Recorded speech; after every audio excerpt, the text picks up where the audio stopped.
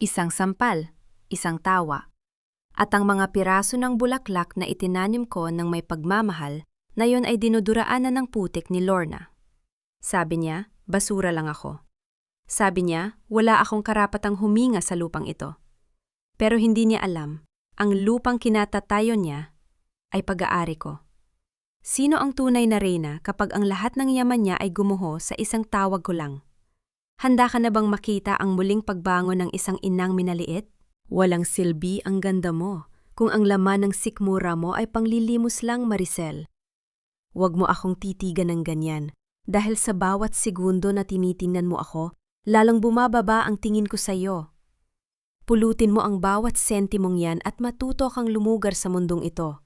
Dahil ang isang basurang tulad mo ay kailanman ay hindi magiging bahagi ng aking antas. Ang boses ni Lorna ay tila matalim na kumpas ng latigo na humahawi sa ingay ng palengke ng San Diego.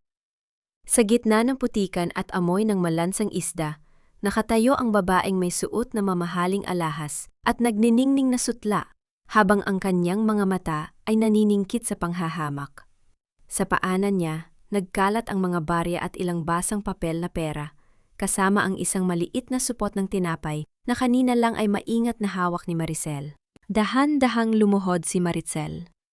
Hindi dahil sumusuko siya, kundi dahil kailangan niyang mabawi ang tanging bagay na pinaghirapan niya buong hapon.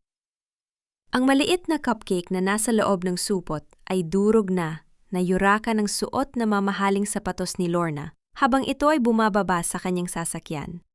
Ngunit ang mga barya ay mahalaga pa rin. Bawat sentimo ay katumbas ng 10 oras niyang paglalabada sa ilalim ng nakatirik na araw. Bawat piso ay bahagi ng pangarap niyang makitang numiti ang kanyang anak na si Joy sa ikapitong kaarawan nito mamayang gabi, habang ang kanyang mga daliri ay humahaplos sa malamig at maduming semento para abutin ang pera. Naramdaman ni Maricel ang pamamanhid ng kanyang mga kamay. Hindi ang lamig ng ulan ang nagpapatinigas sa kanyang mga kalamnan, kundi ang nag-aapoy na hiyang unti-unting lumalamon sa kanyang pagkatao. Narinig niya ang mahihinang bulungan ng mga tindera sa paligid, ang mga matang nakatingin na tila nanonood ng isang libreng palabas sa telebisyon. Ngunit wala siyang imik. Nanikip ang kanyang lalamunan, tila may malaking bara na pumipigil sa kanyang paghinga. Ang kanyang puso ay tumitibok ng mabilis. Bawat tibok ay parang hampas ng martilyo sa kanyang dibdib. Ngunit nanatiling tikom ang kanyang bibig. Walang luhang pumatak sa kanyang mga mata. Dahil sa mundong kinalalagyan niya, ang luha ay isang karangyaan na hindi niya kayang bayaran. Tiningnan niya ang durog na cupcake sa gilid ng kalsada. Ang kulay rosas na icing nito ay humahalo na sa dumi ng kalsada, tulad ng kanyang mga pangarap na paulit-ulit na tinatapak-tapakan ng mga taong tulad ni Lorna. Ano, Maricel? Tapos na ba ang script mo bilang kawawang biyada? Why are you so quiet? O baka naman nag-iisip ka kung paano mo ako idedemanda gamit ang butas mong bulsa? Just a reminder, dear, my husband owns this town. One word from me and you'll be sleeping in the streets. Muling humbalahak si Lorna, isang tunog na puno ng lason at kayabangan bago ito tumalikod at sumakay sa kanyang nagniningning na sasakyan na nag-iwan ng talsik ng putik sa damit ni Maricel. Naiwan si Maricel na nakaluhod pa rin sa gitna ng daan. Mahigpit na nakakuyom ang kanyang palad sa mga baryang nakuha niya mula sa putikan. Ang sakit sa kanyang mga tuhod ay wala sa kalingkingan ng kirot na nanunuot sa kanyang kaluluwa. Hanggang kailan ko ba kailangang lunukin ang sarili kong danggal para sa isang kapirasong katahimikan na tila pilit na ipinagkakait ng mundong ito? Hanggang kailan magiging sapat ang pananahimik kung ang bawat araw ay unti-unting pumapatay sa apoy ng aking pag-asa? Tumayo siya ng tuwid. Pinagpag ang kanyang maduming palda at naglakad palayo ng hindi tumitingin sa sinuman. Ang kanyang bawat hakbang ay mabigat, tila may kadenang nakatali sa kanyang mga paa na humihila sa kanya pabalik sa lupang pinanggalingan niya. Ngunit ang tunay na dagok ay hindi nagtapos sa palengke. Pagdating niya sa maliit nilang pintuan, hindi ang masayang salubong ni Joy ang bumungad sa kanya, kundi ang isang puting sobre na iniwan sa ilalim ng pinto. Nanginginig ang kanyang mga daliri habang binubuksan ang papel. Ang bawat salita ay tila mga karayom na isa-isang itinusok sa kanyang puso. Dahil sa impluwensya ni Lorna sa board ng paaralan, ang kanyang anak na si Joy ay pansamantalang sinuspin dahil sa umano'y hindi pagbabayad ng matagal ng obligasyon at ang negatibong reputasyon ng kanyang pamilya sa komunidad. Nabitawan ni Maricel ang papel at napasandal siya sa pader. Ang katahimikan sa loob ng kanilang maliit na bahay ay naging bingi, nakakabaliw at puno ng pait. Tumingin siya sa lumang dambana ng kanyang yumaong asawa, sa isang litratong tila nakangiti pa rin sa kanya sa kabila ng alikabok. Doon, sa ilalim ng mansyadong altar, nakatago ang isang itim na kahon na sumasagisag sa buhay na tinalikuran niya 10 taon na ang nakalilipas. Isang buhay na puno ng kapangyarihan, ngunit puno rin ng pang-anib.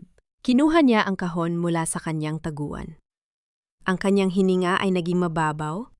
Ang kanyang paningin ay nagdilim sa nag-aalab na galit na ngayon lamang muling nagising mula sa mahabang pagkakahimlay. Maricel, ang reyna ng katahimikan, ay tapos na sa kanyang pananahimik. Dahil kapag ang isang ina ay tinanggalan ng karapatang protektahan ang kanyang anak, ang tanging natitira ay ang bagsik ng isang babaeng wala ng balak pang lumingon sa nakaraan.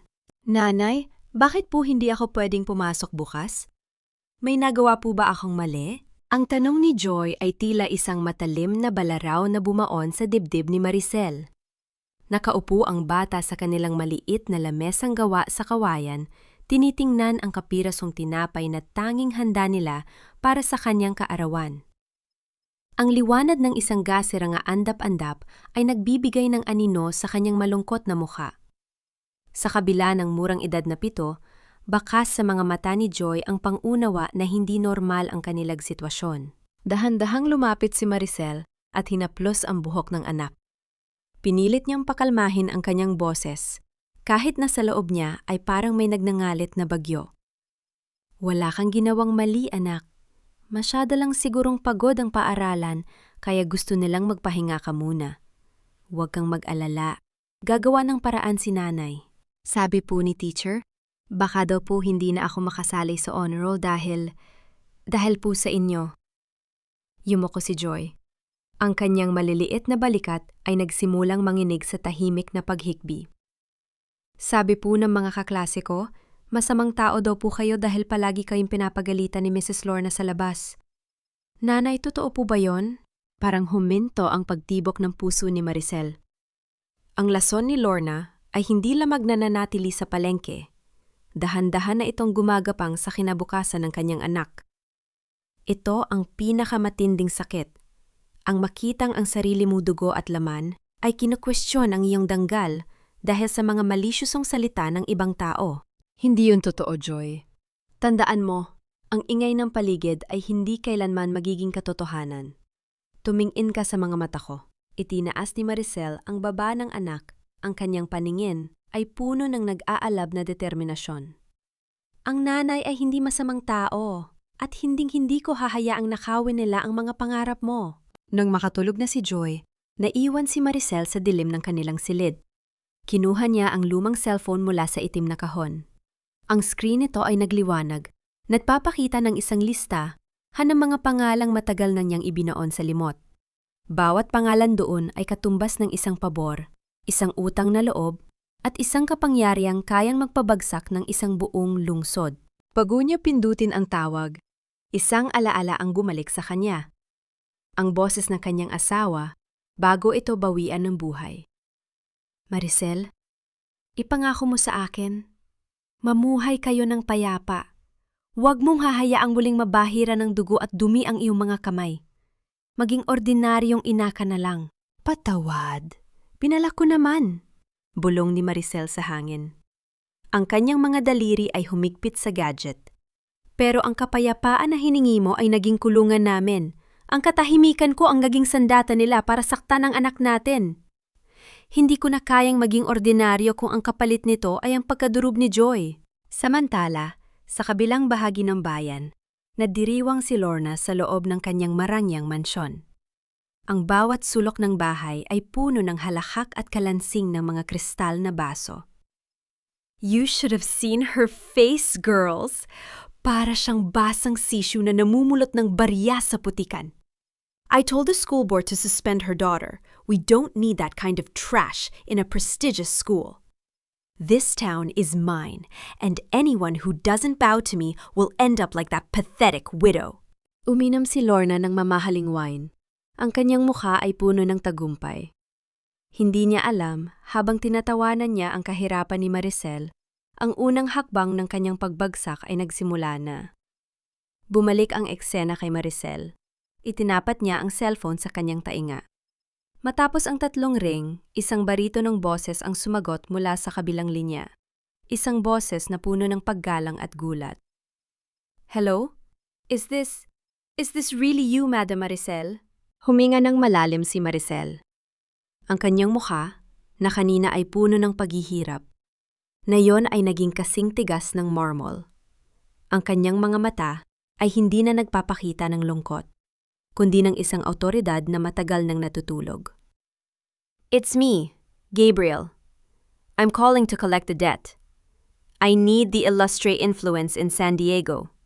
Someone has forgotten who really owns the air they breathe in this town. It's time to remind them. Ang katahimikan sa paligid ay tila nagbago. Ang hanging umiihip sa labas ng kanilang maliit na kubo ay naging malamig at matalim. Ang labanan ay hindi na tungkol sa pera o barya sa putikan. Ito ay tungkol sa isang reynang nagbabalik upang bawiin ang kanyang trono. Hindi para sa sarili, kundi para sa katarungang matagal nang ipinagkait. Ang katahimikan ay hindi palaging nangangahulugan ng kahinaan. Minsan, ito ay ang malalim na paghinga ng isang tao bago ang isang malakas na sigaw na yayanig sa buong mundo. Habang pinapanood ni Maricel ang dahan-dahang pag-angat ng araw sa abot-tanaw, muli niyang naramdaman ang bigat ng singsing na nakatago sa loob ng kanyang palad. Ito ay ang selyo ng pamilyang ilustre, isang simbolo ng kapangyarihang kailanman ay hindi niya ninais na gamitin muli. Ang bawat gasgas sa kanyang mga daliri na nakuha niya mula sa paglalaban ng mga damit ng ibang tao, ay tila mga piping saksi sa kanyang pagnanais na mamuhay ng marangal at malayo sa marang yang gulo ng kanyang nakaraan. Tiningnan niya si Joy na mahimbing pa ring natutulog. Sa muring edad nito, ang bata ay kailangang dumanas ng hapdi ng diskriminasyon. Hinaplos ni Maricel ang pisngi ng anak. Ang kanyang ugnayan sa bata ang tanging dahilan kung bakit nanatili siyang matatag. Konting tiis na lang, anak. Ibabalik ni nanay ang lahat ng kinuha nila sa atin, bulong niya sa hangin. Nagpasya si Maricel na magtungo sa paaralan ni Joy sa huling pagkakataon. Nais niyang bigyan ng pagkakataon ang punong guro na itama ang mali bago tuluyang gumalaw ang mga anino ng kanyang nakaraan. Ngunit pagdating niya sa opisina, hindi ang punong guro ang tanging nandoon. Nakaupo sa isang selyadong silya si Lorna, may hawak na pamaypay, at tila naghihintay na dumating ang kanyang bibiktimahin. Oh, look who's here! Ang dakilang labandera na nagpipilit maging social climber, bungad ni Lorna. Ang kanyang boses ay puno ng pagmamayabang na tila siya ang nagmamayari ng bawat sulok ng silid. Hindi mo ba nabasa ang sulat? Your daughter is not welcome here. This school is for the elite, not for children of, well, people like you. Mrs. Soriano, nandito ako para kausapin ang principal, hindi para makipagtalo sa iyo.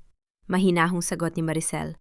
Bagamat ang bawat himaymay ng kanyang kalamnan ay nanginginig sa galit.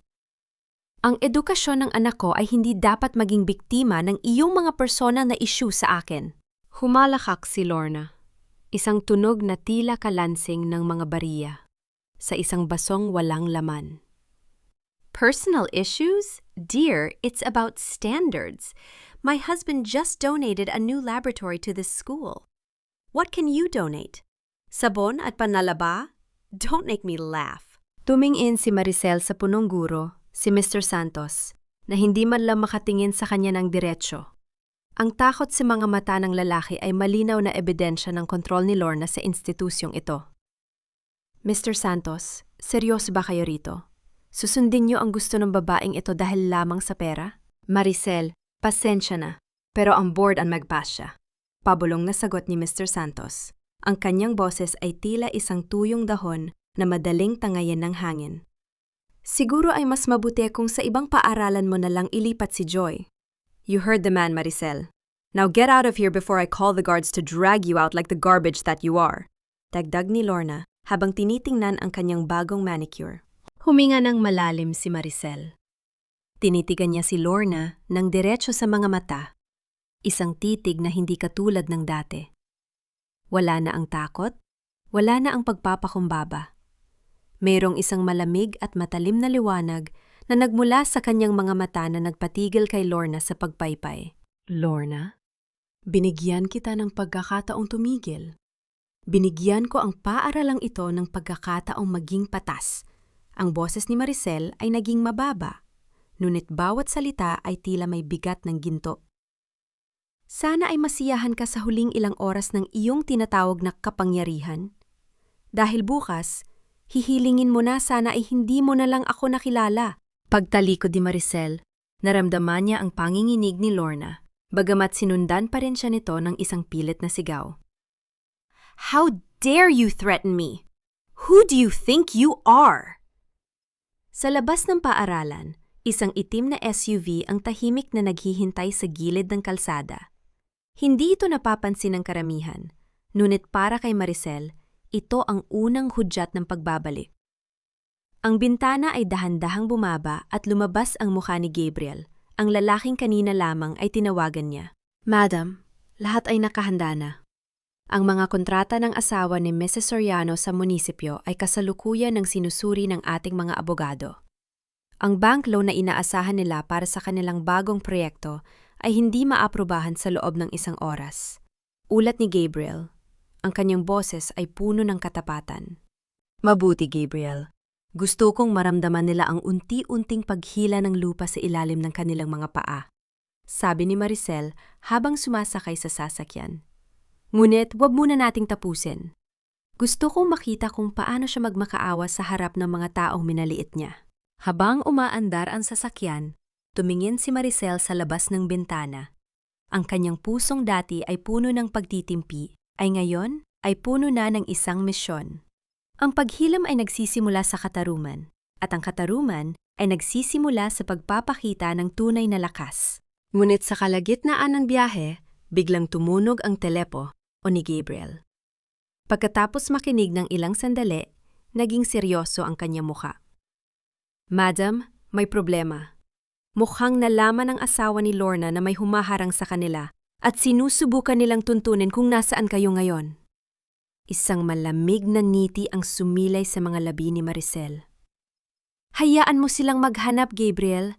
Hindi nila alam na ang hinahanap nila ay ang sarili nilang katapusan. Samantala, sa loob ng opisina ng asawa ni Lorna, ang mga telepono ay hindi tumitigil sa pag-ring.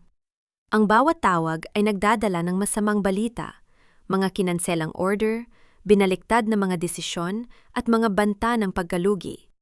Ang kaba ay nagsimulang mamuo sa dibdib ni Lorna nang makita ang pawis na namumuo sa noo ng kanyang asawa. What's happening, hon? Is it just a glitch? Tanong ni Lorna.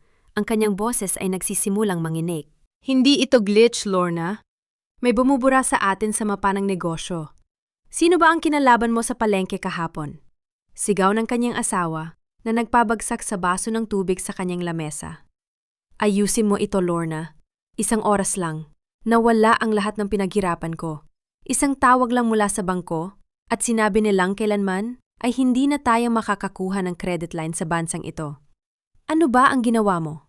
Ang bulyaw ng asawa ni Lorna na si Alberto ay tila kulog na yumanig sa kanilang marangyang sala.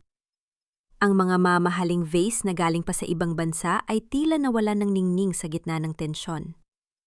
Si Lorna, na kanina lamang ay nagmamayabang sa paaralan, ngayon ay nakaupo sa gilid ng sofa. Nanginginig ang mga kamay habang hawak ang kanyang designer bag na tila ito ang kanyang huling sandigan. Wala akong ginagawa, Alberto. Isang hamak na labandera lang ang kinalaban ko. Paano magagawa ng isang Maricel ang ganito kalaking pinsala? Pautal-utal na sagot ni Lorna. Ang kanyang boses ay wala na ang talas, napalitan ng isang desperadong tono. Labandera?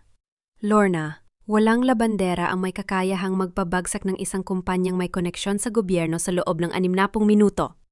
Muling sigaw ni Alberto. Ang kanyang muka ay pulang-pula sa galit at takot. Sinabihan kita, huwag mong gamitin ang posisyon ko para sa mga walang kwentang away sa palengke. Ngayon, pati ang lisensya ko bilang kontraktor ay nanganganib. Habang nangyayari ang gulo sa mansyon ng mga Soriano, si Maricel ay nasa loob ng tahimik na sasakyan ni Gabriel. Nakatingin siya sa bintana, pinapanood ang mga pamilyar na kalsada ng San Diego na tila nagbabago sa kanyang paningin.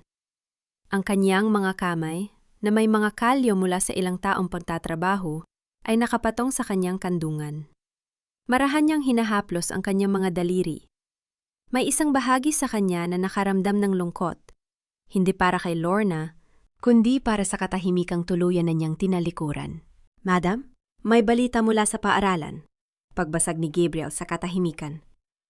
Ang Board of Directors ay nagpatawag ng emergency meeting. Mukhang may isang hindi kilalang donor ang bumili ng malaking bahagi ng shares ng school. At ang unang kautusan nila, ang agarang pagbabalik ni Joy sa honor roll at ang paghingi ng paumanhin ni Mr. Santos sa inyo. Isang mapait na ngiti ang sumilay sa mga labi ni Maricel. Masyadong mabilis, Gabriel. Gusto kong maramdaman muna nila ang takot na naramdaman ni Joy nang sabihin nilang wala siyang kinabukasan. Huwag mong hayaang matapos ang gabi na hindi nila nararamdamang gumuho ang langit sa kanila. Bumalik ang sasakyan sa tapat ng maliit na dampa ni Maricel. Pagbaba niya, nakita niya si Lorna na nakatayo sa harap ng kanyang bakod. Wala na ang nagniningning na alahas. Wala na ang mapang-aping tawa. Ang babaeng nasa harap niya ngayon ay punong-puno ng alikabok at pawis. Ang kanyang muka ay bakas ng matinding pagkabalisa. Maricel! Mag-usap tayo! Sigaw ni Lorna nang makita ang sasakyan. Bagamat hindi niya maaninag kung sino ang kasama nito dahil sa madilim na salamin. Dahan-dahang lumapit si Maricel. Ang kanyang bawat hakbang ay may dalang awtoridad na tila. Ang bawat damong natatapakan niya ay sumasamba sa kanyang presensya. Huminto siya ilang pulgada ang layo kay Lorna. Ang amoy ng mamahaling pabango ni Lorna ay humahalo sa amoy ng tuyong lupa, isang mansa sa payapang gabi. Ano ang kailangan mo, Lorna? Hindi ba't sinabi mo na ang basurang tulad ko ay hindi dapat lumalapit sa antas mo? Ang boses ni Maricel ay kasing lamig ng hanging gabi, matalas at walang emosyon. Ito, kumuha ka ng pera. Magkano ba ang kailangan mo para itigil ang lahat ng ito? 1,000,000? 2? Kinuha ni Lorna ang isang bundle ng pera mula sa kanyang bag at pilit na isinaksak sa kamay ni Maricel. Sabihin mo sa mga taong kausap mo na nagkamali lang tayo, na magkaibigan tayo. Please, Maricel, ang asawa ko, mawawala sa kanya ang lahat. Tiningnan ni Maricel ang sapa-sapa ng pera sa kanyang kamay. Pagkatapos ay tumingin siya sa mga mata ni Lorna. Doon niya nakita ang isang bagay na pamilyar, ang takot ng isang taong mawawala ng lahat. Ngunit hindi ito sapat para burahin ang imahe ng kanyang anak na umiiyak sa dilim. Binitawan ni Maricel ang pera. Isa-isang nahulog ang mga 5 piso sa putikan sa paanan nila, tulad ng pagkahulog ng mga barya ni Maricel sa palengke kahapon. Akala mo ba lahat ay may presyo, Lorna? Akala mo ba ang dangal ng anak ko ay mabibili ng mga papel na ito? Hinawakan ni Maricel ang balikat ni Lorna, dahan-dahan ngunit mariin. Nang tapakan mo ang cupcake ni Joy, hindi lang pagkain ang sinira mo. Sinira mo ang pananalig ng isang bata sa kabutihan ng mundo. At ang halaga niyon ay hindi kayang bayaran ng kahit anong yaman na mayroon ka. Patawarin mo ako, Maricel. Hindi ko sinasadya. Gagawin ko ang lahat. Pagmamakaawa ni Lorna, tuluyan ang bumigay ang kanyang mga tuhod at napaluhod sa putikan sa mismong lugar kung saan nanalangin si Maricel na sana ay maging maayos ang lahat. Gagawin mo ang lahat? Bulong ni Maricel. Ang kanyang mukha ay malapit na sa mukha ni Lorna. Kung gayon, maghanda ka. Dahil bukas, ang buong San Diego ay malalaman kung sino ang tunay na basurang dapat walisin sa bayang ito. Tumalikod si Maricel at pumasok sa kanyang bahay. Iniwan si Lorna na humahagulgol sa dilim. Yakap ang kanyang mga perang, wala ng silbi. Ngunit bago tuluyang maisara ang pinto, narinig ni Maricel ang isang tunog mula sa loob. Isang mahinang ubo mula kay Joy. Nataranta si Maricel at agad tumakbo sa silid ng anak. Nakita niya si Joy na namumutla. Ang kanyang balat ay nag-aapoy sa lagnat. Sa tabi ng higaan nito ay ang sulat mula sa paaralan na kanina lang ay tila nakalimutan na. Ang stress at lungkot ng bata ay tuluyan ng bumigay sa kanyang katawan. "Nanay, masakit po ang dibdib ko," hikbi ni Joy. Ang kanyang boses ay tila isang maliit na kandilang malapit ng mamatay. Nanlamig ang buong katawan ni Maricel. Ang kanyang tagumpay laban kay Lorna ay biglang naging abo sa kanyang bibig. Sa kanyang pagnanais na maghiganti, nakalimutan ba niya ang pinakaimportanteng bagay? "Gabriel! Tumawag ka ng pinakamagaling na doktor na yun din!" Sigaw ni Maricel. Ang kanyang boses ay puno ng takot na hindi mapapantayan ng kahit anong kapangyarihan.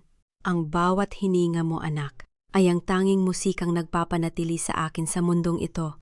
Huwag mong hahayaang mamatay ang apoy na ito, dahil kapag nawala ka, wala nang matitira sa nanay, kundi ang isang madilim na kawalan." Sa loob ng maliit at mainit na silid, ang tunog na mababaw at mabilis na paghinga ni Joy ay tila isang babala na bumasag sa puso ni Maricel. Ang bawat luhang pumapatak mula sa kanyang mga mata ay nagdadala ng lahat ng pait at pagsisisi na kanyang nararamdaman. Hinawakan niya ang maliit na kamay ng anak na tila sinusubukang ipasa ang sarili niyang lakas sa nangihinang katawan nito. Ang init ng balat ni Joy ay tila nagpapaalala sa kanya na sa kabila ng lahat ng kanyang kapangyarihan at yaman, isa lamang siyang inang takot na takot. Hindi nagtagal, ang katahimikan ng gabi sa labas ng kanilang bakuran ay muling bumasag. Ang ugong ng mga mamahaling sasakyan na dumarating ay hindi katulad ng dati. Ito ay mas mabilis, mas seryoso at puno ng awtoridad. 3 itim na sedan ang huminto sa tapat ng kanilang dampa. Ang mga ilaw nito ay nagbibigay ng isang maliwanag at tila banal na liwanag sa madilim na kalsada. Mula sa loob ay lumabas si Gabriel. Kasunod ang isang lalaking may dalang medical bag at may suot na puting coat sa ilalim ng kanyang jacket. Si Dr. Arieta, ang pinakamagaling na pediatrician ng pamilyang Ilustre. "Madam, narito na kami," pabulong na sabi ni Gabriel pagkapasok sa bahay. Ang kanyang boses ay puno ng pag-aalala habang tinitingnan ang paligid na tila hindi nararapat para sa isang babaeng tulad ni Maricel. Agad na kumilos si Dr. Arieta. Ang bawat galaw niya ay maengat at propesyonal habang sinusuri ang bata. Sa bawat segundo na lumilipas, ang tibok ng puso ni Maricel ay tila isang mabilis na tambol na hindi humihinto. Nakatayo siya sa gilid. Ang kanyang mga kamay ay nakakuyom sa kanyang dibdib, habang ang kanyang paningin ay nakatuon lamang sa maputlang mukha ni Joy. "It's a high-grade fever caused by extreme psychological stress and exhaustion, Madam Maricel," paliwanag ni Dr. Arieta habang nag-aayos ng gamot. Napakabata pa niya para magdala ng ganitong kabigat na emosyon. Kailangan natin siyang i-stabilize dito, pero mas mabuting mailipat siya sa isang mas komportabling lugar sa lalong madaling panahon. Tumango si Maricel. Ang kanyang muka ay naging kasing tigas ng bato. "Gawin niyo ang lahat, Doktor. I want her back. I want my Joy back." Habang abala ang lahat sa loob, sa labas naman ng bakod ay nakatayo pa rin si Lorna. Nakasandal siya sa kanyang sasakyan. Ang kanyang mga mata ay nanlalaki sa gulat habang pinapanood ang mga taong lumalabas-pasok sa bahay ni Maricel. Nakilala niya ang logo sa gilid ng isa sa mga sasakyan, ang selyo ng Ilustre Medical Group. Ang kanyang tuhod ay nagsimulang manginig nang ma-realize niya na ang babaeng tinawag niyang basura ay may kakayahang magpatawag ng mga taong kahit ang asawa niya ay hindi kayang maabot. "Sino ka ba talaga, Maricel?" bulong ni Lorna sa sarili. Ang kanyang boses ay puno ng kilabot. "Anong klaseng sikreto ang itinatago mo sa ilalim ng iyong mga lumang damit?" Ngunit bago pa makasagot ang sarili niyang isip, isang matandang babae ang lumabas mula sa huling sasakyang dumating. Suot ang isang itim na terno na puno ng dignidad at mga perlas na tila nagnaningning sa dilim. Ang presensya niya ay sapat na para patigilin ang paghinga ng sinumang makakakita sa kanya. Si Doña Aurora Ilustre, ang matriarka ng pamilya at ang biyena ni Maricel na matagal na niyang hindi nakakausap. Dahan-dahang naglakad si Doña Aurora patungo sa pinto ng dampa. Huminto siya sa tapat ni Lorna, tiningnan ito mula ulo hanggang paa nang may matinding panghahamak. Na tila tinitingnan ng isang mansa sa kanyang sapatos, bago tuluyang pumasok sa loob nang walang sinasabi. Sa loob, nagulat si Maritzel nang makita ang matandang babae. Ang tensyon sa pagitan ng dalawa ay tila isang kuryenteng bumabalot sa silid. Ngunit sa pagkakataong ito, hindi ang galit ang namayani. Lumapit si Doña Aurora sa higaan ni Joy at hinaplos ang noo ng apo. Kaya ko bang patawarin ang sarili ko kung hinayaan kong mabulok ang aking apo sa ganitong lugar dahil lamang sa ating alitan, Maricel? Ang boses ni Doña Aurora ay mababa, ngunit puno ng emosyon. Sapat na ang 10 taon. Ang bata ay walang kasalanan at ang mga taong nagpapahirap sa inyo ay kailangang malaman na ang mga ilustre ay hindi kailanman nagpapabaya sa kanilang sariling dugo. Tumingin si Maricel sa kanyang biyenan. Sa unang pagkakataon sa loob ng maraming taon, nakakita siya ng kakampi sa gitna ng digmaan. I didn't call you for help, Doña Aurora. I called Gabriel for justice. And justice is what you will get, my dear daughter-in-law. Sagot ni Doña Aurora habang tumitingin sa labas kung saan si Lorna ay tila isang maliit na insekto sa dilim. Ngunit bago yan, ililigtas natin ang aking apo at pagkatapos, ipapakita natin sa bayang ito kung paano sumisira ang isang tunay na bagyo. Habang inihahanda ang paglilipat kay Joy, isang tawag ang natanggap ni Gabriel. Ang kanyang muka ay naging seryoso. Madam, may masamang balita. Si Alberto, ang asawa ni Lorna, sa kanyang desperasyon ay nagpadala ng mga tauhan para harangin ang anumang sasakyang lalabas sa lugar na ito. Hindi niya alam kung sino ang nasa loob, ngunit handa siyang gumamit ng dahas para pigilan ang ating paggalaw. Isang malamig na ngiti ang sumilay sa mga labi ni Maricel. Hindi na siya ang biktima. Ngayon, siya na ang mga ngaso. Hayaan mo silang sumubok, Gabriel. Sabi ni Maricel habang inaayos ang kumot ni Joy. Gusto kong makita ni Alberto kung anong mangyayari kapag hinarang niya ang daan ng isang ina at ng isang ilustre. Hindi mo kailangang humawak ng patalim para pumatay ng tao, Alberto. Sapat na ang pagkakait mo ng hininga sa isang batang walang malay para tawagin kang isang mamamatay tao. Ang boses ni Maricel ay hindi sumisigaw. Ngunit ang bawat pantig nito ay tila humihiwa sa makapal na tensyon sa labas ng kanilang bakod. Sa gitna ng kalsada, hinarangan ng 2 lumang truck ang daan na nag-iwan lamang ng sapat na espasyo para sa isang tao. Ang mga tauhan ni Alberto na may mga hawak na kahoy at bakal ay nakatayo ng may panghahamon.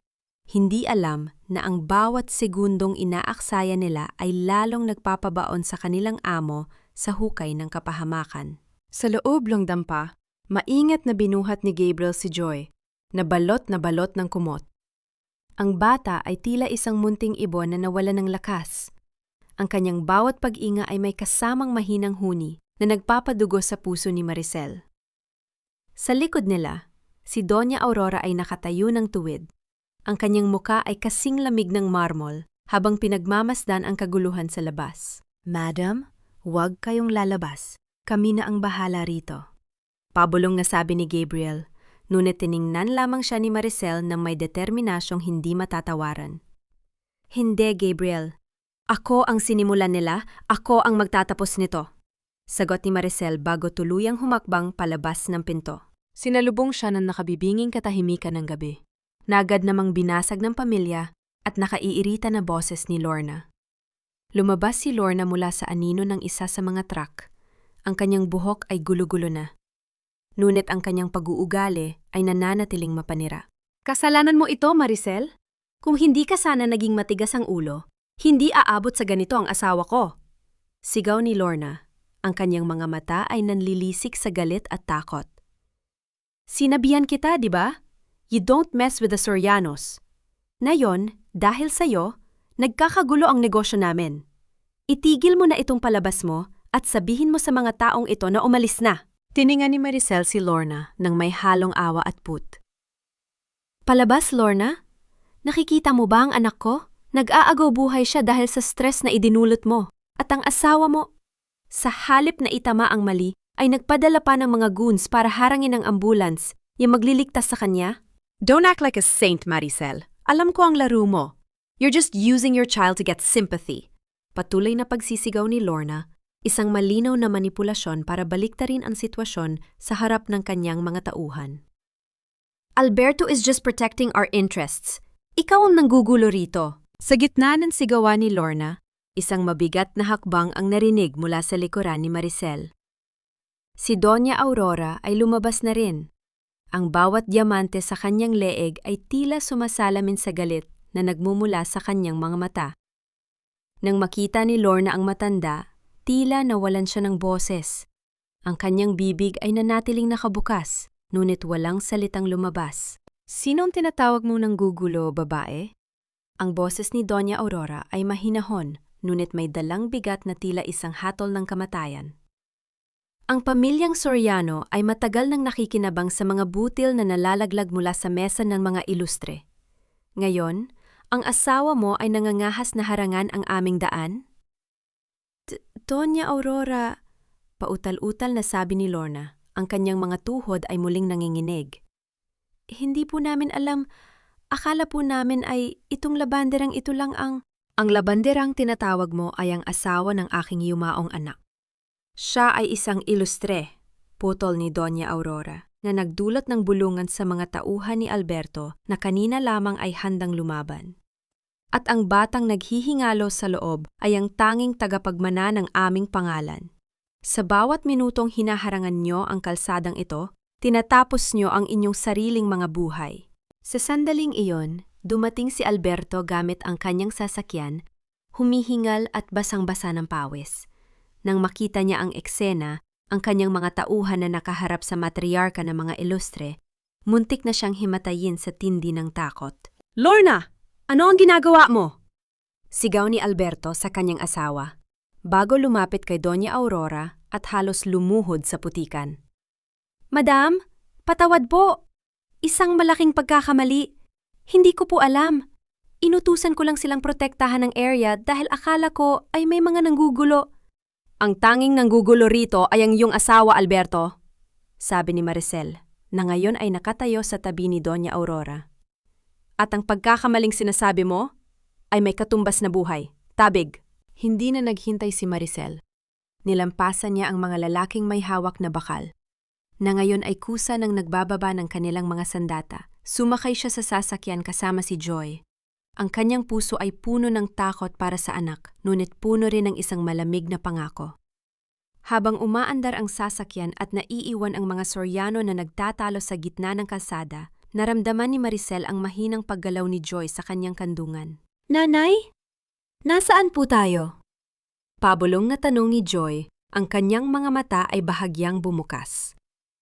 Papunta na tayo sa ligtas na lugar, anak. Hinding-hindi ka na nila masasaktan muli, sagot ni Maricel habang hinahalikan ang noo ng anak. Ngunit sa gitna ng katahimikan ng sasakyan, muling tumunog ang telepono ni Gabriel. Ang kanyang mukha ay naging mas seryoso kaysa kanina. Madam, may balita mula sa ospital sa lungsod. Mukhang may mga hindi kilalang tao rin na naghihintay doon. Hindi natin alam kung sino, pero mukhang hindi lang si Alberto ang may gustong pigilan ng inyong pagbabalik. Nanigas si Maricel. Isaglihim na kaaway mula sa nakaraan? Isang taong higit na mas malakas kaysa sa mga Soriano? Huwag tayong tutuloy sa main hospital, Gabriel. Utos ni Maricel. Ang kanyang boses ay puno ng otoridad. Dalahin niyo kami sa Isla de Ilustre. Doon tayo magtatago habang inihahanda ko ang aking pagbabalik. Nay, dun ba sa malaking bahay na pupuntahan natin? Wala nang sasampal sa inyo? Wala na bang tatawag sa inyong basura? Ang mahinang boses ni Joy ay tila isang punyal na bumaon sa puso ni Maricel habang sila ay nakasakay sa loob ng marangyang yate patungo sa Isla de Ilustre. Ang bata ay nakasandal sa dibdib ng kanyang ina, balot ng malambot na kumot na gawa sa seda. Isang malaking kontras sa mga sako at manipis na tela na kinasanayan nila sa nakalipas na 10 taon. Ang bawat pag-alo ng tubig ay tila isang paalala ng kawalang katiyakan ng kanilang kinabukasan. Hindi agad nakasagot si Maricel. Hinaplos niya ang buhok ng anak. habang ang kanyang mga luha ay tahimik na pumapatak. Bumabasa sa noo ni Joy. Ang lamig ng hanging dagat ay hindi sapat para palamigin ang nag-aapoy na lagnat ng bata. Ngunit ang bawat salitang lumalabas sa bibig nito ay mas masakit pa sa anumang pisikal na hapdi. Bakit tayo naghirap, Nay? Bakit hinayaan niyo po silang saktan tayo kung meron naman pala tayong ganitong kagandang sasakyan? Muling tanong ni Joy. Ang kanyang mga mata ay nananatiling nakapikit dahil sa sobrang panghihina. Sabi niyo po, ang mababait na tao ay hindi pinahihirapan. Pero bakit po palagi kayong umiiyak sa gabi habang naglalaba? Ang bawat tanong ni Joy ay tila isang paghuhukay sa lahat ng lihim na pilit itinago ni Maricel. Paano mo nga naman ipapaliwanag sa isang 7 taong gulang na bata na ang kahirapan ay isang pagpili? Na pinili mong maging dukha upang protektahan siya mula sa isang mundong mas malupit pa sa mga sampal ni Lorna? Patawad, anak. Pabulong na sagot ni Maricel. Ang kanyang boses ay nanginginig sa matinding emosyon. Akala ni nanay, ang katahimikan ay sapat na para maging ligtas tayo. Akala ko, kapag wala tayong inaapakan, wala ring aapak sa atin. Pero nagkamali ako. Simula ngayon, wala nang sasampal sa atin. Wala nang hahamak sa atin. Babawiin natin ang lahat. Mula sa kabilang bahagi ng cabin, nakatingin si Doña Aurora.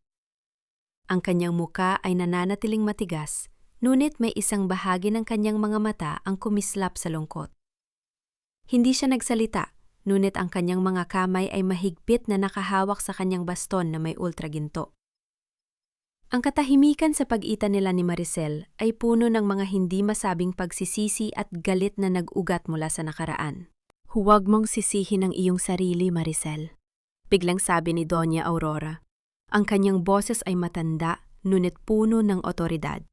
Ang tanging kasalanan mo ay ang pag-aakalang maaari mong takasan ang dugong na nananalaytay sa iyong mga ugat.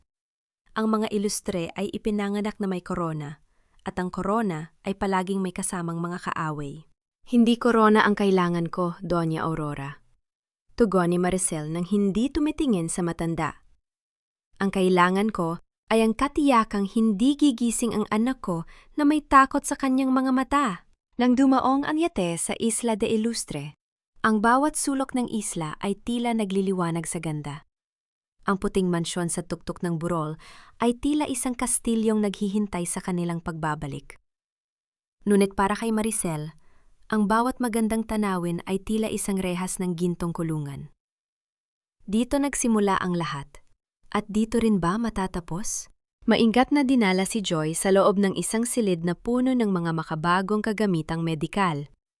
Habang sinusuri muli ng doktor ang bata, lumabas si Maricel sa balkon para kumuha ng hangin. Doon sinalubong siya ni Gabriel. Madam, may kailangan kayong malaman. Pabulong na sabi ni Gabriel. Ang kanyang mukha ay puno ng pag-aalinlangan. Ang mga taong naghihintay sa ospital kanina, hindi sila tuhan ni Alberto. Nakakuha kami ng impormasyon na sila ay mga tauhan ng pamilyang Valderrama. Nanigas ang buong katawan ni Maricel. Ang pamilyang Valderrama, ang mahigpit na karibal ng mga ilustre na naging dahilan ng pagkamatay ng kanyang asawa 10 taon na ang nakalilipas. Ibig mong sabihin, alam na nila? Tanong ni Maricel. Ang kanyang puso ay muling tumibok ng mabilis dahil sa takot. Mukhang ganun na nga, madam. At mas malala pa rito, may balitang ang isa sa mga Valderrama ay nasa San Diego na rin ngayon. Dagdag ni Gabriel. Hindi lang si Lorna at Alberto ang kailangan nating bantayan. Ang tunay na lobo ay nagsimula na ring gumalaw. Tumingin si Maricel sa madilim na karagatan. Ang kislap na mga bituin ay tila mga mata ng mga kaaway na nagmamasid sa kanya. Akala niya ay natapos na ang laban nang mapatahimik niya si Lorna. Ngunit ang tunay na digmaan ay nagsisimula pa lamang. Gabriel? Tawag ni Maricel. Ang kanyang boses ay naging malamig at matalim. Ihanda mo ang lahat. Kung kailangang sunugin ang San Diego para lang mahanap kung sino ang Valderrama na yon, gawin mo. Hindi na ako muling magtatago. Ngunit bago pa makasagot si Gabriel, isang tunog ng pagbasag ng baso ang narinig mula sa loob ng silid ni Joy. Agad na tumakbo si Maricel papasok at ang bumungad sa kanya ay ang isang nurse na nanginginig sa takot, habang ang bintana ng silid ay basag na at may isang maliit na pana na nakatusok sa dingding. May nakataling itim na laso dito. Ang laso ng mga Valderrama. Napasigaw si Maricel at agad na niyanig ang higaan ni Joy. Ngunit wala doon ang kanyang anak. Ang kumot ay gulo-gulo at ang bintana ay bukas na bukas. Joy! Ang anak ko! Joy! Ang bawat sulok ng silid na ito ay amoy bulaklak pa ng aking anak. Ngunit bakit ang hangin ay kasing lamig na ng isang libingan? Joy? Anak? Nasaan ka? Ang boses ni Maricel ay tila isang sugatang hayop na naghahanap ng kanyang supling. Ang kanyang mga kamay ay mabilis na hinahawi ang mga unan at kumot, pilit na hinahanap ang maliit na katawan ni Joy sa ilalim ng mga tila. Kahit na alam ng kanyang isipan na wala na doon ang bata. Ang bawat segundong lumilipas ay tila isang patak ng asido sa kanyang puso. Ang basag na bintana ay nagpapaulan ng malamig na hangin ng dagat.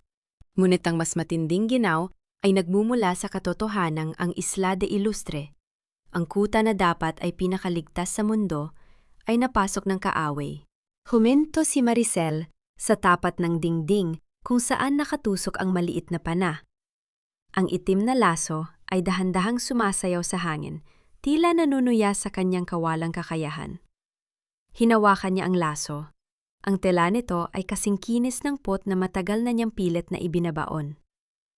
Gabriel, hanapin niyo siya! Huwag kayo magtitira ng bato na hindi tinitingnan. Ang sigaw ni Maricel ay umalingaw-ngaw sa buong mansyon, isang utos na puno ng desperasyon at autoridad. Sa pintuan, pumasok si Doña Aurora. Ang kanyang muka ay maputla, ang kanyang mga kamay na laging matatag ay bahagyan nanginginig habang nakatingin sa itim na laso. Sa isang sandali, ang matriarka ng mga Ilustre ay tila tumanda ng 10 taon. Ang multo ng nakaraan na pumatay sa kanyang anak ay muling nagbabalik para kunin ang kanyang apo. Ang mga Valderrama, hindi sila titigil hanggat hindi nila nauubos ang ating lahi, Maricel. Pabulong na sabi ni Doña Aurora, ang kanyang boses ay puno ng pait. Ang kasalan ng sinasabi nila ay ang ating pag-iral mismo. Hindi ako interesada sa inyong mga kasaysayan, Doña Aurora. Lumingon si Maricel. Ang kanyang mga mata ay nanlilisik sa galit. Ang anak ko ang nasa kamay nila. Ang anak ko na walang kinalaman sa inyong mga alitan. Kung may mangyari sa kanya, isusumpa ko ang bawat diamanting suot nyo at ang bawat lupang pag-aari nyo. Sa gitna ng kanilang pagtatalo, lumapit si Gabriel na may hawak na tablet. Madam, may ipinadalang video message sa ating encrypted line. Galing ito sa isang hindi kilalang source pero malinaw ang mensahe. Nanginginig ang mga kamay ni Maricel habang kinukuha ang tablet. Sa screen, lumitaw ang isang madilim na silid. Doon, nakahiga si Joy sa isang sofa. Mukhang mahimbing pa rin ang tulog nito dahil sa lagnat at sedatives. Ngunit sa tabi ng kanyang ulo ay may isang kamay na may suot na singsing na may tatak ng bungo, ang simbolo ng mga Valderrama. Isang boses ang narinig, isang boses na kasing lamig ng bakal at puno ng malisya. Maricel Ilustre. O dapat ko bang sabihing Maricel, ang dakilang labandera? Ang galing mong magtago.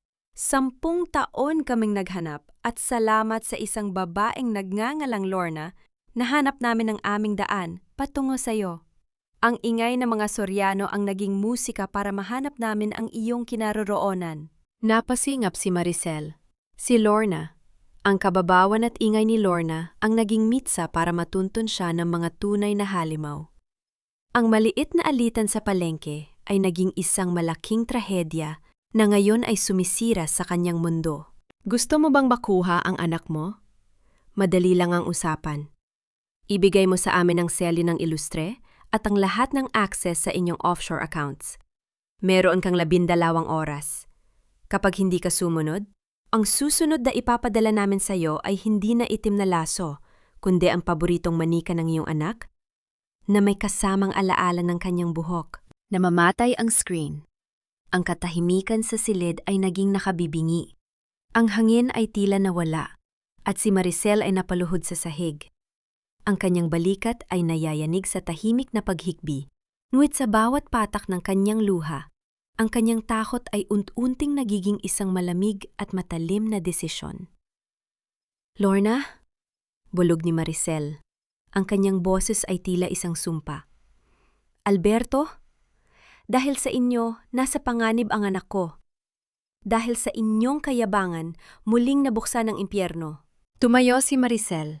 Ang kanyang mukha ay wala na ni isang bakas ng emosyon. Tumingin siya kay Gabriel. Gabriel, tawagan mo ang ating mga contact sa ilalim ng lupa. Hindi na tayo gagamit ng legal na paraan. Kung gusto nila ng digmaan, ibibigay ko sa kanila ang isang impyero nung hindi nila malilimutan. Pero madam, ang panganib para sa inyo, subok ni Gabriel. Wala nang halaga ang buhay ko kung wala si Joy. Putol ni Maricel. At sabihan mo si Alberto at Lorna, huwag silang aalis ng San Diego. Dahil pagkatapos kong makuha ang anak ko, sila ang susunod kong sisingilin sa bawat luhang pumatak sa mga mata ni Joy. Sa labas, ang dagat ay nagsisimulang magalit. Ang mga alon ay humahampas sa mga bato, tila sumasalamin sa bagyong namumuo sa loob ng puso ng isang ina. Ang reyna na katahimikan ay tuluyan ng pumanaw. Ang isinilang ay isang babaeng handang sumunog ng mundo para sa kanyang anak. Ngunit sa kabilang bahagi ng isla, sa isang abandonadong lighthouse, isang lalaki ang nakatingin sa monitor. Isang mapait na ngiti ang sumilay sa kanyang mga labi habang pinapanood ang pagdurusa ni Maricel. Hindi mo pa kilala ang tunay na kalaban, Maricel? Bulong ng lalaki habang hinahaplos ang itim na laso sa kanyang kamay. Ang akala mong kaaway ay anino lamang. Ang tunay na panganib ay nasa tabi mo lang. Ang isang sugatang leon ay mas mapanganib kaysa sa isang gutom na lobo. Dahil ang sugat sa kanyang katawan ay hindi nagpapahina sa kanya, ito ang nagpapaalala sa kanya kung sino ang dapat niya sakmalin. Sa loob ng command center ng mansyon, ang tanging maririnig ay ang mahinang ugong ng mga computer at ang bawat mabigat na paghinga ni Maricel. Nakatayo siya sa harap ng malaking screen na nagpapakita ng mapa ng San Diego at ng mga karatig bayan. Ang kanyang mukha, na dati ay puno ng amo at pagtitimpi, ay naging isang maskara ng malamig na determinasyon. Wala na ang mga luha. Ang bawat patak na lumabas sa kanyang mga mata kanina ay napalitan na ng nag-aapoy na pot na kasing talas ng kidlat.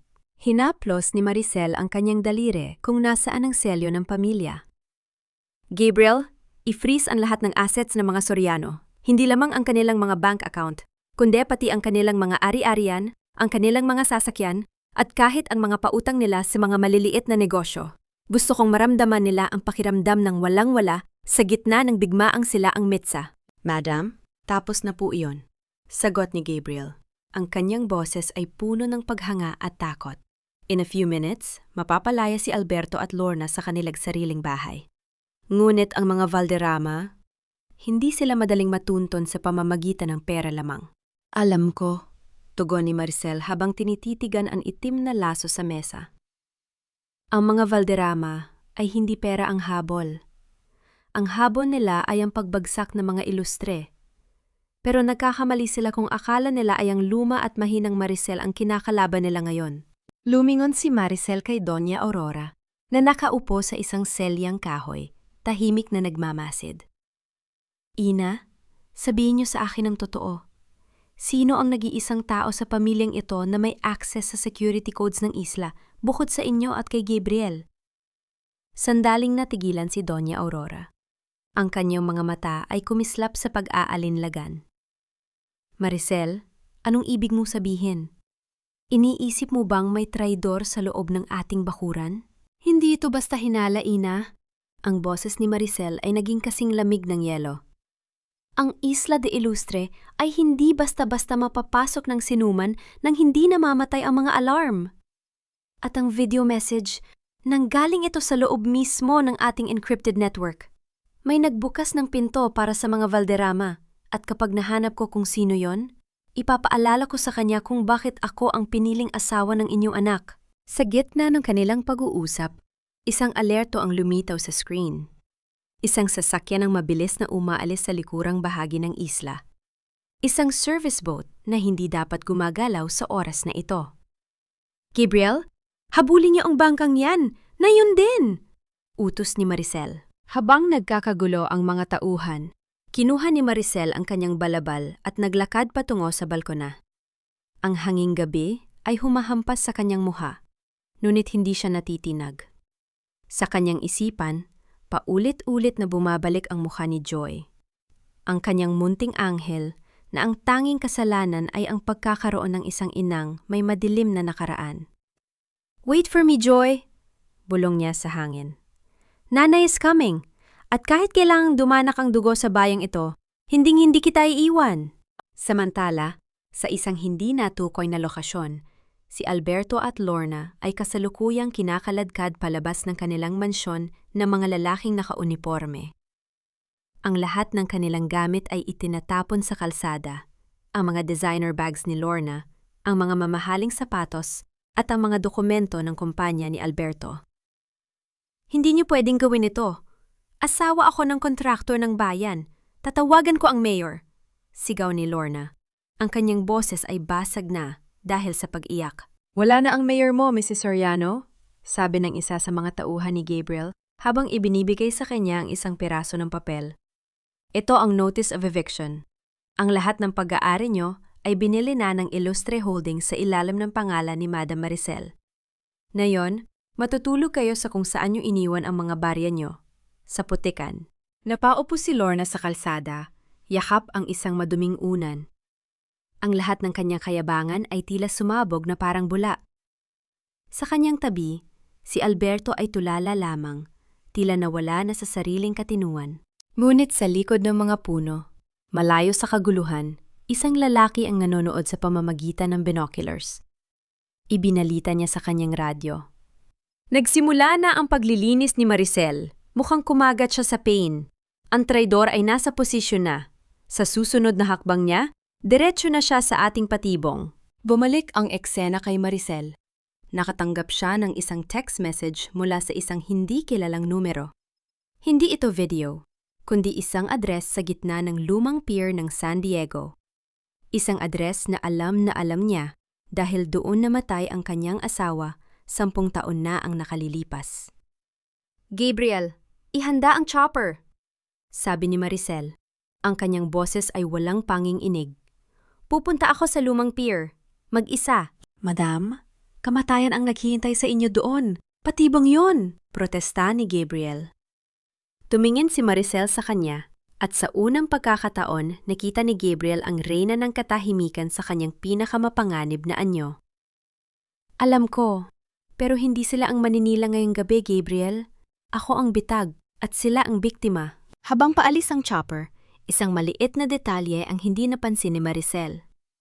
Sa loob ng kanyang silid, ang selyo na ilustre na iniwan niya sa mesa ay wala na doon. May kumuha nito habang siya ay abala sa command center. Isang kamay na may suot na pamilyar na singsing ang nagbulsa sa selyo. Ang traidor ay hindi lamang malapit. Siya ay nasa loob mismo ng kanyang pinakamalapit na bilog. Ang bawat luhang pumatak sa kalsadang ito 10 taon na ang nakalilipas ay naging bahagi na ng dagat. Ngunit ang sakit ay nananatiling sariwa, tila isang sugat na ayaw maghilom.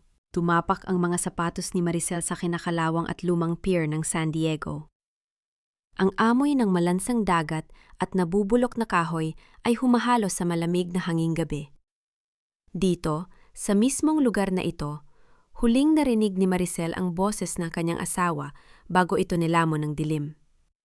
Nayon bumalik siya, hindi bilang isang nagluluksa, kundi bilang isang ina na handang makipagpatayan para sa kanyang anak.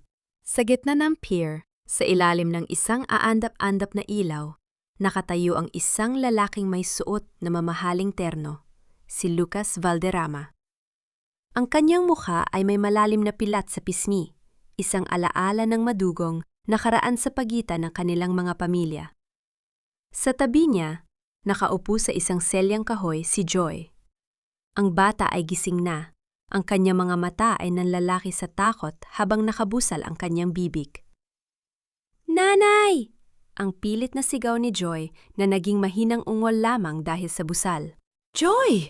Sigaw ni Maricel. Balak niyang tumakbo nuit agad na humara ang dalawang armadong lalaki.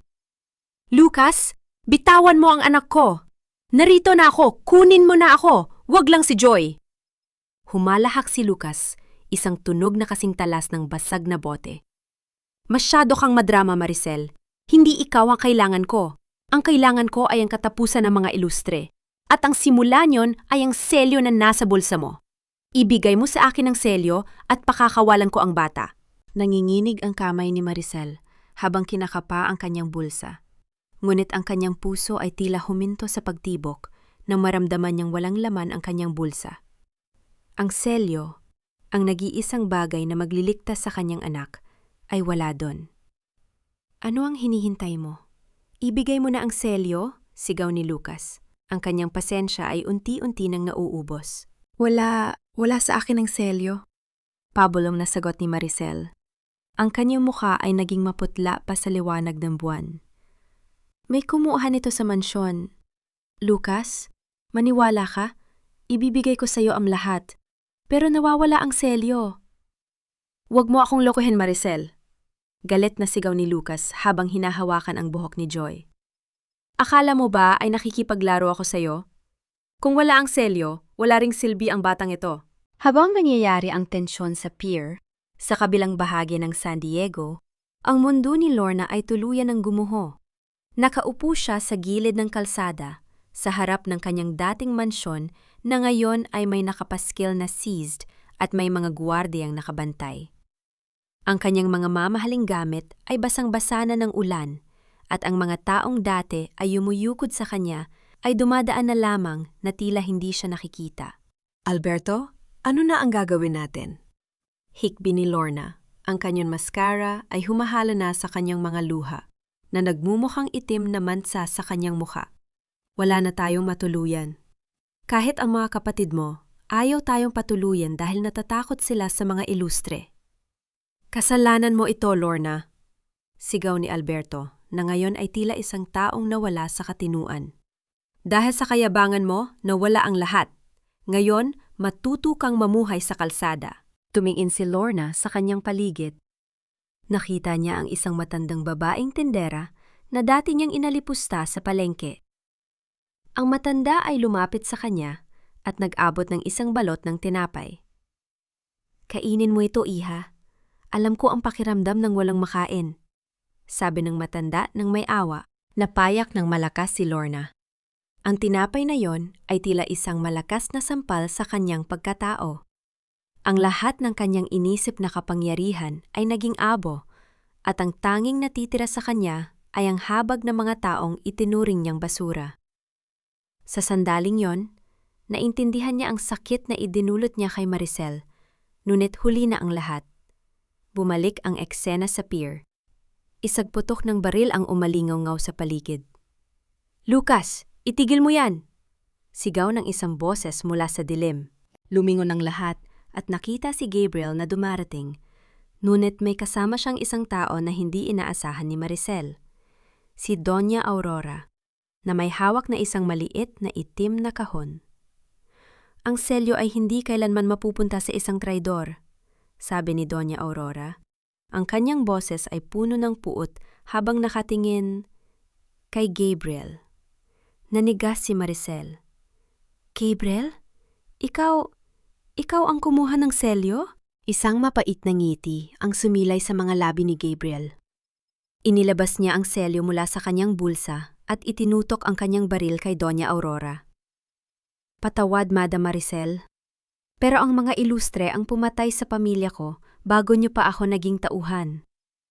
Ang paglilingkod ko sa inyo ay isang mahabang paghihintay lamang para sa pagkakataong ito. Gabriel, huwag! Ang anak ko! Sigaw ni Maricel. Ang kanyang mundo ay tila umiikot sa tindi ng sakit ng pagkakalantad ng katotohanan. Ang bata ay isang bonus na lang, Lucas, sabi ni Gabriel kay Lucas Valderrama. Kunin mo ang bata, kukunin ko ang selyo, at uubusin natin ang mga ilustre ngayong gabi. Ang katahimikan sa pier ay naging kasing bigat ng isang hatol. Si Maricel ay nakatayo sa pagitan ng kanyang dating pinagkakatiwalaang kaibigan at ng kanyang mortal na kaaway, habang ang kanyang anak ay nasa bingit ng kamatayan. Hindi niyo makukuha ang lahat. Bulong ni Maricel. Ang kanyang mga mata ay nagsimulang mag-apoy sa isang kakaibang lakas. Dahil ang isang inang wala nang mawawala, ay mas matindi pa sa anumang hukbo. Ang pinakamasakit na sugat ay hindi nagmumula sa patalim ng isang kaaway, kundi sa yakap ng isang taong itinuring mong pamilya. Gabriel, sa bawat gabing pinagkatiwalaan kita sa kaligtasan ng aking anak, tinatago mo na pala ang lason sa iyong mga ngiti? Tumigil ang mundo ni Maricel. Ang bawat salitang lumabas sa bibig ni Gabriel ay tila isang malakas na hampas na nagpapahina sa kanyang mga tuhod. Ang lalaking naging kanang kamay niya, ang lalaking nakakita sa kanyang pinakamahihirap na sandali bilang isang labandera, ay siya palang ahas na naghihintay ng tamang pagkakataon upang muling buksan ang sugat ng nakaraan. Ang hapdi ng pagkakanulo ay mas matindi pa kaysa sa takot na nararamdaman niya para sa sariling buhay. Pamilya? Huwag mong gamitin ang salitang yan sa akin, madam. Ang boses ni Gabriel ay walang bakas ng pagsisisi. Tanging isang malamig at tuyot na galit ang nanunuot sa bawat kataga. Ang pamilya ko ay nawala dahil sa mga ilustre. Ang lupang kinatitirikan ng mansyon nyo ay dinilig ng dugo ng mga magsasakang tulad ng tatay ko na hiningan nyo ng utang na loob hanggang sa mamatay. 1 dekada akong nagkunwae. 1 dekada akong naging aso nyo para lang sa gabing ito. Humigpit ang hawak ni Gabriel sa baril. Ang dulo nito ay nanginginig ng kaunti. Hindi dahil sa takot, kundi dahil sa adrenaline ng tagumpay na abot kamay na niya. Itinaas niya ang selyo ng ilustre, ang gintong kumikinang sa ilalim ng buwan na tila isang simbolo ng sumpa. Gabriel, bitawan mo ang bata. Ang alita natin ay sa ating mga matatanda lamang. Ang boses ni Doña Aurora ay bumasag sa tensyon. Nuitbakas ang pagod at pangungulila. Hindi alam ng aking anak ang ginawa ng kanyang ama sa pamilya mo. At lalong walang malay ang batang yan. Huli na para sa mga paliwanag, Doña Aurora, sigaw ni Lucas Valderrama na tila naiinip na sa dula-dulaang nagaganap. Gabriel, ibigay mo na ang selyo. Tapusin na natin ito para makuha ko na ang kontrol sa San Diego. Tumingin si Maricel kay Joy. Ang bata ay nanginginig. Ang mga luha ay patuloy na dumadaloy mula sa kanyang mga mata patungo sa busal sa kanyang bibig. Sa sandaling yon, ang takot ni Maricel ay biglang naglaho. Napalitan ito ng isang matalim at mapanganib na kalmado. Ang kanyang puso, na kanina ay nagdurugo sa sakit ng pagkakanulo, ay tumigas na parang brilyan. Lucas. Gabriel. Ang boses ni Maricel ay naging mahinahon. Isang uri ng katahimikan na tila ang sandali bago ang isang malakas na lindol. Akala niyo ba ay ang selyong yan ang susi sa lahat? Akala niyo ba ay ganun kahina ang asawa ni Eduardo Ilustre? Dahan-dahang lumakad si Maricel pasulong. Hindi siya natakot sa mga baril na nakaturo sa kanya. Ang kanyang bawat hakbang ay may bigat ng isang reynang naglalakad sa kanyang sariling korte. Maricel, huwag kang lalapit! Babarilin kita! Banta ni Gabriel, ngunit may bahagi ng kanyang loob ang tila nanging inig sa kakaibang aura na inilalabas ng babaeng dati ay nakikita lamang niyang nakukuskos ng labada. Sige, Gabriel. Barilin mo ako. Hamon ni Maricel. Ang kanyang titig ay nakapako sa mga mata ng traidor. Pero tandaan mo ito. Ang selyong hawak mo ay isang palamuti lamang. Ang tunay na access sa lahat ng accounts, ang lahat ng kapangyarihan ng pamilyang ito ay hindi nakatago sa ginto. Nakatago ito sa isang password na ako lamang ang nakakaalam. Isang password na ibinigay ni Eduardo sa akin bago siya mamatay. Nanlaki ang mga mata ni Lucas. Lumingon siya kay Gabriel nang may pagdududa. Totoo ba ito? Sabi mo ang selyo ang kailangan. Nagsisinungaling siya. Pinapaikot niya lang tayo. Sigaw ni Gabriel, ngunit bakas ang pag-aalinlangan sa kanyang muka. Subukan niyo! Patuloy ni Maricel. Tumigil siya ilang dangkal na lang ang layo sa baril ni Gabriel. Ibigay mo ang selyo kay Lucas.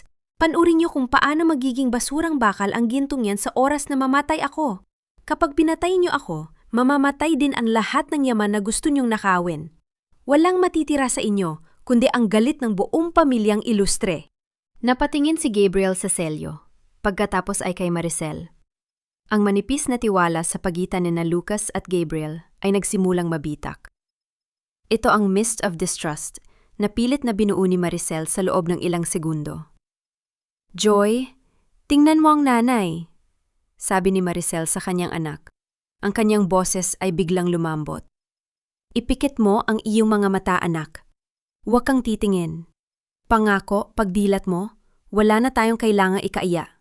Sa sandaling iyon, isang malakas na tunog ng sirena ang narinig mula sa malayo. Hindi lamang isa, kundi marami. Ang mga ilaw ng mga sasakyan ng pulis at ng mga pribadong security team ng ilustre ay nagsimulang bumalot sa pier. "Anong ginawa mo?" sigaw ni Lucas. Lumingon siya sa paligid at nakitang napapaligiran na sila. "Hindi niyo ba naisip? Ang chopper na sinakyan ko ay may tracker," malamig na sabi ni Maricel. "At si Doña Aurora, hindi siya darating dito nang walang dalang hukbo." Sa gitna ng kaguluhan, tinangka ni Gabriel na hilahin si Joy bilang hostage. Ngunit mabilis ang naging kilos ni Maricel. Hindi siya gumamit ng baril, kundi ang kanyang buong bigat para itulak si Gabriel palayo sa anak. Sa pagkakabangga nila, ang selyo ay tumalsik mula sa kamay ni Gabriel at nahulog sa madilim at malalim na tubig ng pier. "Ang selyo!" sigaw ni Lucas. Balak niyang tumalon, ngunit agad siyang sinunggaban ng mga awtoridad. Nayakap ni Maricel si Joy. Hila-hila ang bata palayo sa gitna ng gulo. Ang tunog ng mga yabag ng sapatos sa kahoy na pier at ang mga sigaw ng mga pulis ay naging malabo sa pandinig ni Maricel. Ang tanging naririnig niya ay ang mabilis na tibok ng puso ng kanyang anak. "Nandito na si Nanay, Joy! Nandito na si Nanay!" bulong niya habang tinatanggal ang busal ng bata. "Nay! Nay!" hikbi ni Joy, mahigpit na yumakap sa leeg ni Maricel. Sa gilid, nakita ni Maricel si Gabriel na nakapuso na ang mga kamay nakaluhod sa sahig habang tinititigan ang lugar kung saan nahulog ang selyo. Tumingin si Gabriel kay Maricel.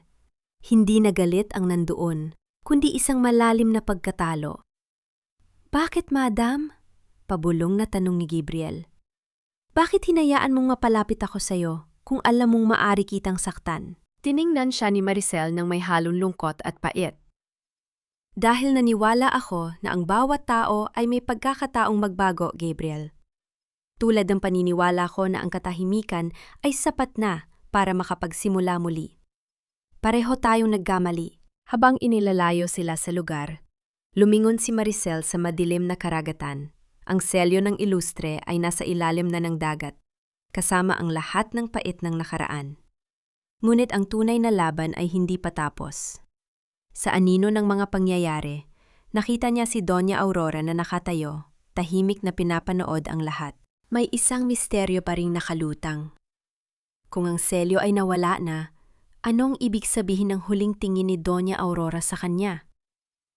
Isang tingin na tila nagsasabing ang gabi ay pasimula pa lamang ng isang mas malaking pagsubok. "Anak, huwag kang bibitiw. Dito sa mga bisig ni nanay tapos na ang ulan. Hindi na muling dadampi ang putik sa iyong mga paa, dahil ang bawat hakbang mo mula ngayon ay babantayan ng aking buong buhay." Ang mga salitang ito ay pabulong na binigkas ni Maricel habang mahigpit niyang yakap ang nanghihinang katawan ni Joy sa loob ng sasakyang nagdadala sa kanila pabalik sa mansyon ng mga ilustre. Ang katahimikan sa loob ng sasakyan ay hindi na tulad ng dati na puno ng takot. Ito ay isang katahimikan ng paghilom, bagamat may kasamang pait na mga sugat na hindi basta-basta magsasara. Hinaplos ni Maricel ang noo ng anak at sa bawat paghaplos niya, tila binubura niya ang alaala ng busal at ng malamig na bakal sa pier. Nang tumigil ang sasakyan sa tapat ng naglalakihang pintuang bakal ng mansyon, sinalubong sila ng dalawang hanay ng mga kasambahay na nakayuko ang mga ulo. Isang tanda ng matinding paggalang na matagal na panahong hindi naranasan ni Maricel. Ngunit sa halip na makaramdam ng tagumpay, isang malalim na buntong hininga ang kumawala sa kanyang dibdib. Ang bawat sulok ng mansyong ito ay alaala ni Eduardo, ang asawang nag-iwan sa kanya sa gitna ng digmaan. "Madam Maricel, Ihanda na po namin ang silid para sa inyo at sa bata. Wika ng isang matandang mayordoma. Ang boses nito ay nanginginig sa pag-aalala. Salamat, Manang. Pakidala na rin po si Dr. Arieta sa silid ni Joy. Kailangan niyang masigurong wala ng lagnat ang anak ko. Mahinahong sagot ni Maricel. Ang kanyang boses ay may dalang autoridad na tila hindi kailanman nawala sa kanyang pagkatao. Habang inaakyat ni Maricel si Joy sa marangyang hagdanan, isang anino ang humarang sa kanyang daan. Si Doña Aurora, nakatayo sa itaas ng hagdan. Ang kanyang mga mata ay nakatitig sa kanyang apo. Ipinahanda ko ang pinakamagaling na mga nurse para sa kanya, Maricel. Dito, sa loob ng mga pader na ito, walang makakaabot sa inyo, sabi ni Doña Aurora.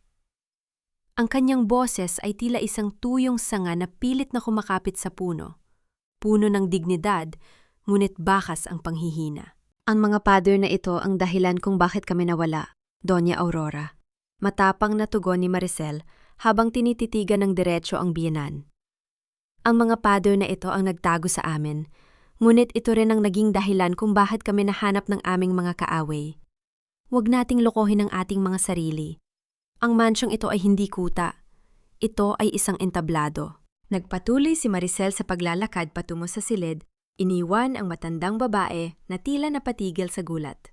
Ngunit bago niya maisara ang pinto ng silid ni Joy, nakatanggap siya ng isang mensahe sa kanyang telpon o mula kay Gabriel, mula sa loob ng presinto. Madam, hindi pa tapos ang lahat.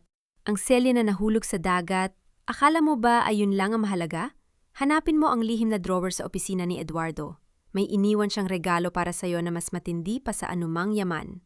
Nanlamig ang mga daliri ni Maricel. Isang regalo? Isang lihim? Sa gitna ng pag-aalaga kay Joy, tila muling bumukas ang isang pintuan ng nakaraan na pilit niyang isinara.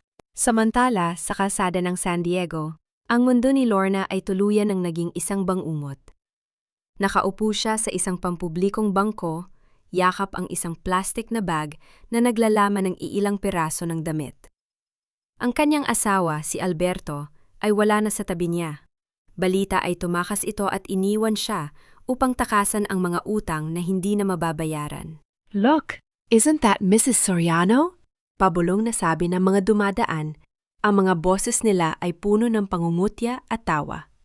Dati kung makapagsalita, akala mo kung sinong reyna. Ngayon, mas masahol pa siya sa pulubi. Isang bata ang dumaan sa harap ni Lorna at aksidenteng natapon ang isang basong juice sa kanyang sapatos. Ang sapatos na dati ay nagniningning ngunit ngayon ay kupas na at madumi. Hoy, bata! Anong ginawa mo? Balaksan ang sumigaw ni Lorna. Ngunit tila nawala ang kanyang boses nang makita niya ang mga matang nakatingin sa kanya. Hindi na sila natatakot sa kanya. Wala nang yumuyukod. Ang bawat tao sa bayang yon ay tila naging salamin ng kanyang sariling kalupitan. Napaiyak si Lorna, ngunit ang kanyang mga luha ay walang nakuhang habag mula sa kapaligiran. Patawad. Maricel, patawad. Bulong niya sa hangin, ngunit huli na ang lahat. Ang karma ay hindi isang mabilis na kidlat. Ito ay isang mabagal na paglamon ng dilim sa lahat ng bagay na iyong pinahalagahan. Bumalik ang eksena sa mansyon ng mga ilustre. Matapos makatulog ni Joy, nagtungo si Maricel sa opisina ni Eduardo. Ang amoy ng lumang papel at tabako ay tila naging buhay sa kanyang pagpasok. Dahan-dahan niyang hinanap ang drawer na sinabi ni Gabriel. Nang mahanap niya ang isang maliit na nakatagong lever, bumukas ang isang bahagi ng lamesa. Sa loob, walang ginto. Walang pera. Ang nandoon ay isang lumang notebook at isang larawan. Nang tingnan ni Maricel ang larawan, halos mabitawan niya ito. Ang larawan ay kuha noong 10 taon na ang nakalilipas. Isang larawan ni Eduardo na may kasamang ibang babae at isang sanggol na lalaki. Ang nakasulat sa likod ng larawan ay tila isang sumpa na bumitay sa bawat hininga ni Maricel. Ang tunay na tagapagmana ng ilustre. Patawad, Maricel. Nanginginig ang buong katawan ni Maricel. Ang sakripisyo niya sa loob ng 10 taon, ang pagtitiis niya sa kahirapan para protektahan ang danggal ng asawa at ang kinabukasan ni Joy. Lahat ba yon ay para sa isang kasinungalingan? Biglang bumukas ang pinto ng opisina. Nakatayo doon si Doña Aurora. Ang kanyang mukha ay puno ng matinding lungkot. Nahanap mo na pala, Maricel. Ang lihim na pilit kong itinago sa'yo para hindi ka masaktan. Ina, sino ang batang ito? Ang boses ni Maricel ay halos hindi marinig, puno ng hapdi at pait. Sino ang tunay na tagapagmana na sinasabi rito? Bago makasagot si Doña Aurora, isang malakas na tunog ng kampana mula sa tarangkahan ng mansyon ang narinig. Isang sasakyan ang pumasok, at mula doon ay bumaba ang isang babaeng may kasamang isang batang lalaki na kamukhang-kamukha ni Eduardo. Ang pagbabalik ng karangalan ay tila naging simula ng isang mas malupit na digmaan, isang digmaan sa loob ng sariling tahanan. Akala ko, ang bawat patak ng pawis at dumi sa aking mga kamay nung naglalabada ako ay pambayad na sa katahimikang ipinangako mo, Eduardo. Pero bakit tila ang bawat taon ng aking paghihirap ay naging pabuya lamang para sa ibang tao? Ang boses ni Maricel ay mahina, halos isang bulong na lamang. Habang nakatayo siya sa tapat ng malaking bintana ng foyer, pinapanood niya ang pagbaba ng isang babaeng nagngangalang Clara mula sa sasakyan. Ang babae ay may dalang aura ng kasiguruhan, at ang batang lalaking kasama nito, si Miko, ay tila isang buhay na anino ng kanyang yumaong asawa. Ang bawat hakbang nila sa marmol na sahig ng mansyon ay tila mga dagok sa natitirang piraso ng puso ni Maricel. Dahan-dahang bumukas ang malaking pinto. Pumasok si Clara, ang kanyang mga mata ay hindi nagpapakita ng takot, kundi ng isang uri ng pagod na hinaluan ng determinasyon. Huminto siya ilang hakbang mula kay Maricel. Ang katahimikan sa pagitan nila ay kasing bigat ng isang hatol na 1000 taon ng nakabinbin. "So, you are the legal wife?" Simula ni Clara. Ang kanyang boses ay may halong pait at respeto. "I'm Clara, at ito si Miko, Eduardo's son.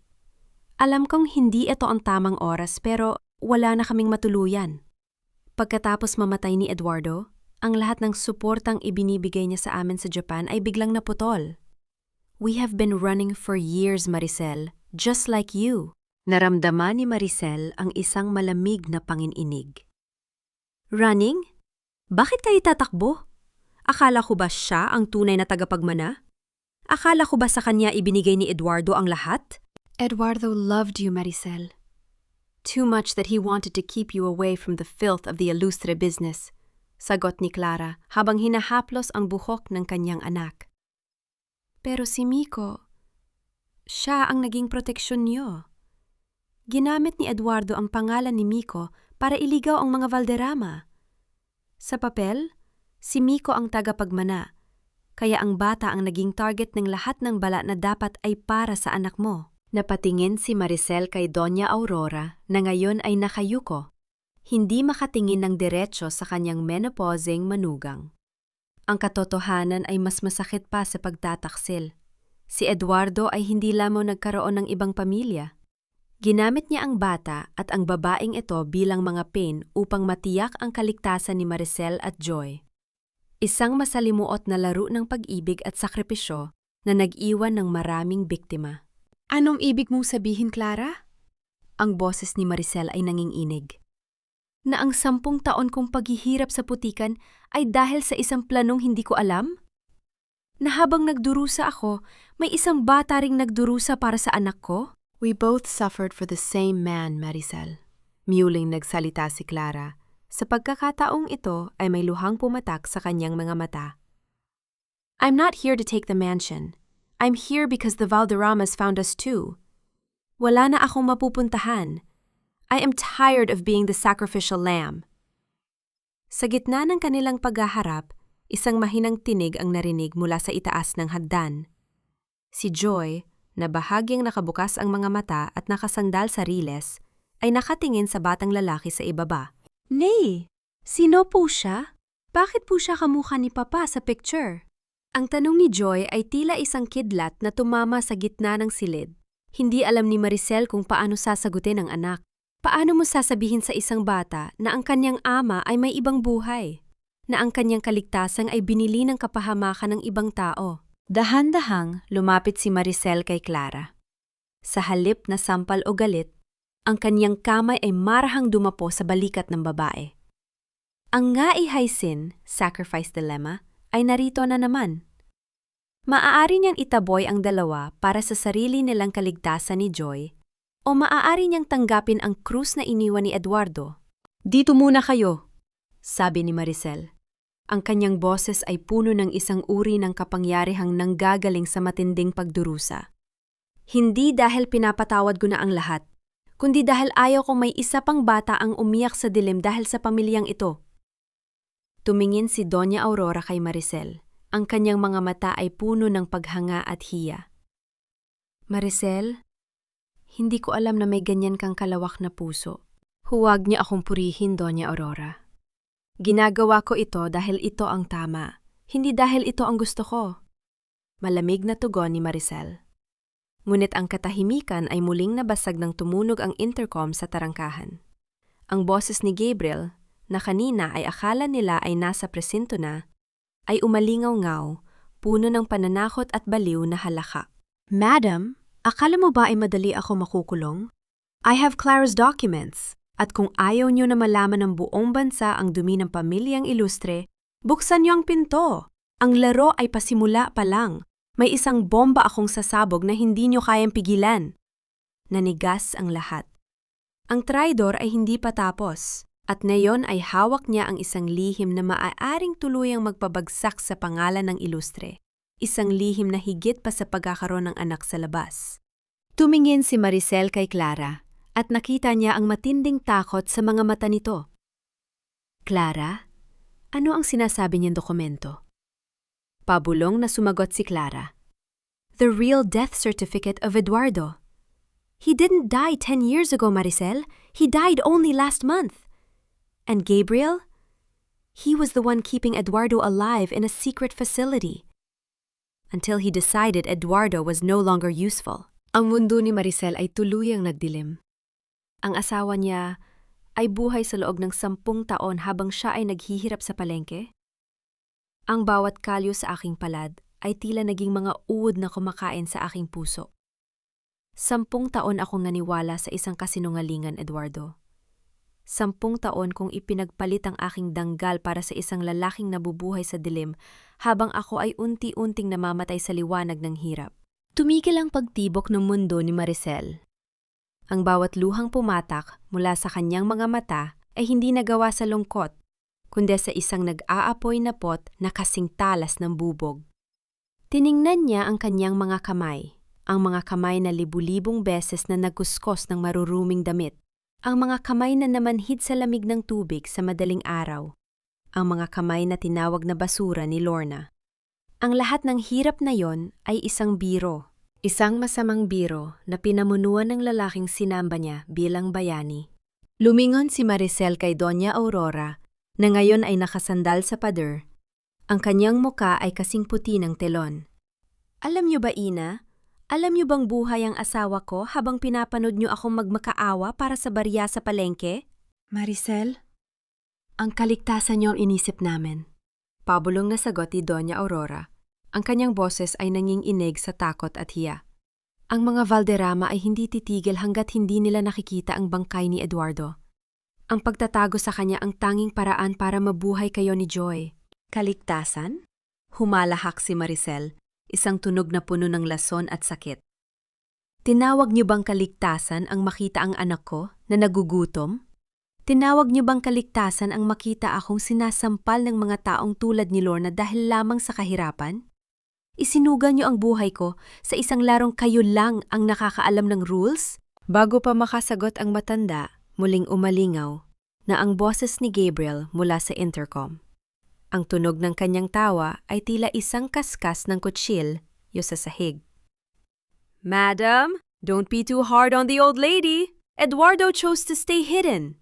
He chose to watch you from the monitors while he sipped wine in his secret room. He was the director and you were his favorite tragic actress." Ang bawat salita ni Gabriel ay tila isang lason na dahan-dahang pumapatay sa natitirang pag-ibig ni Maricel kay Eduardo. Napatingin siya kay Clara.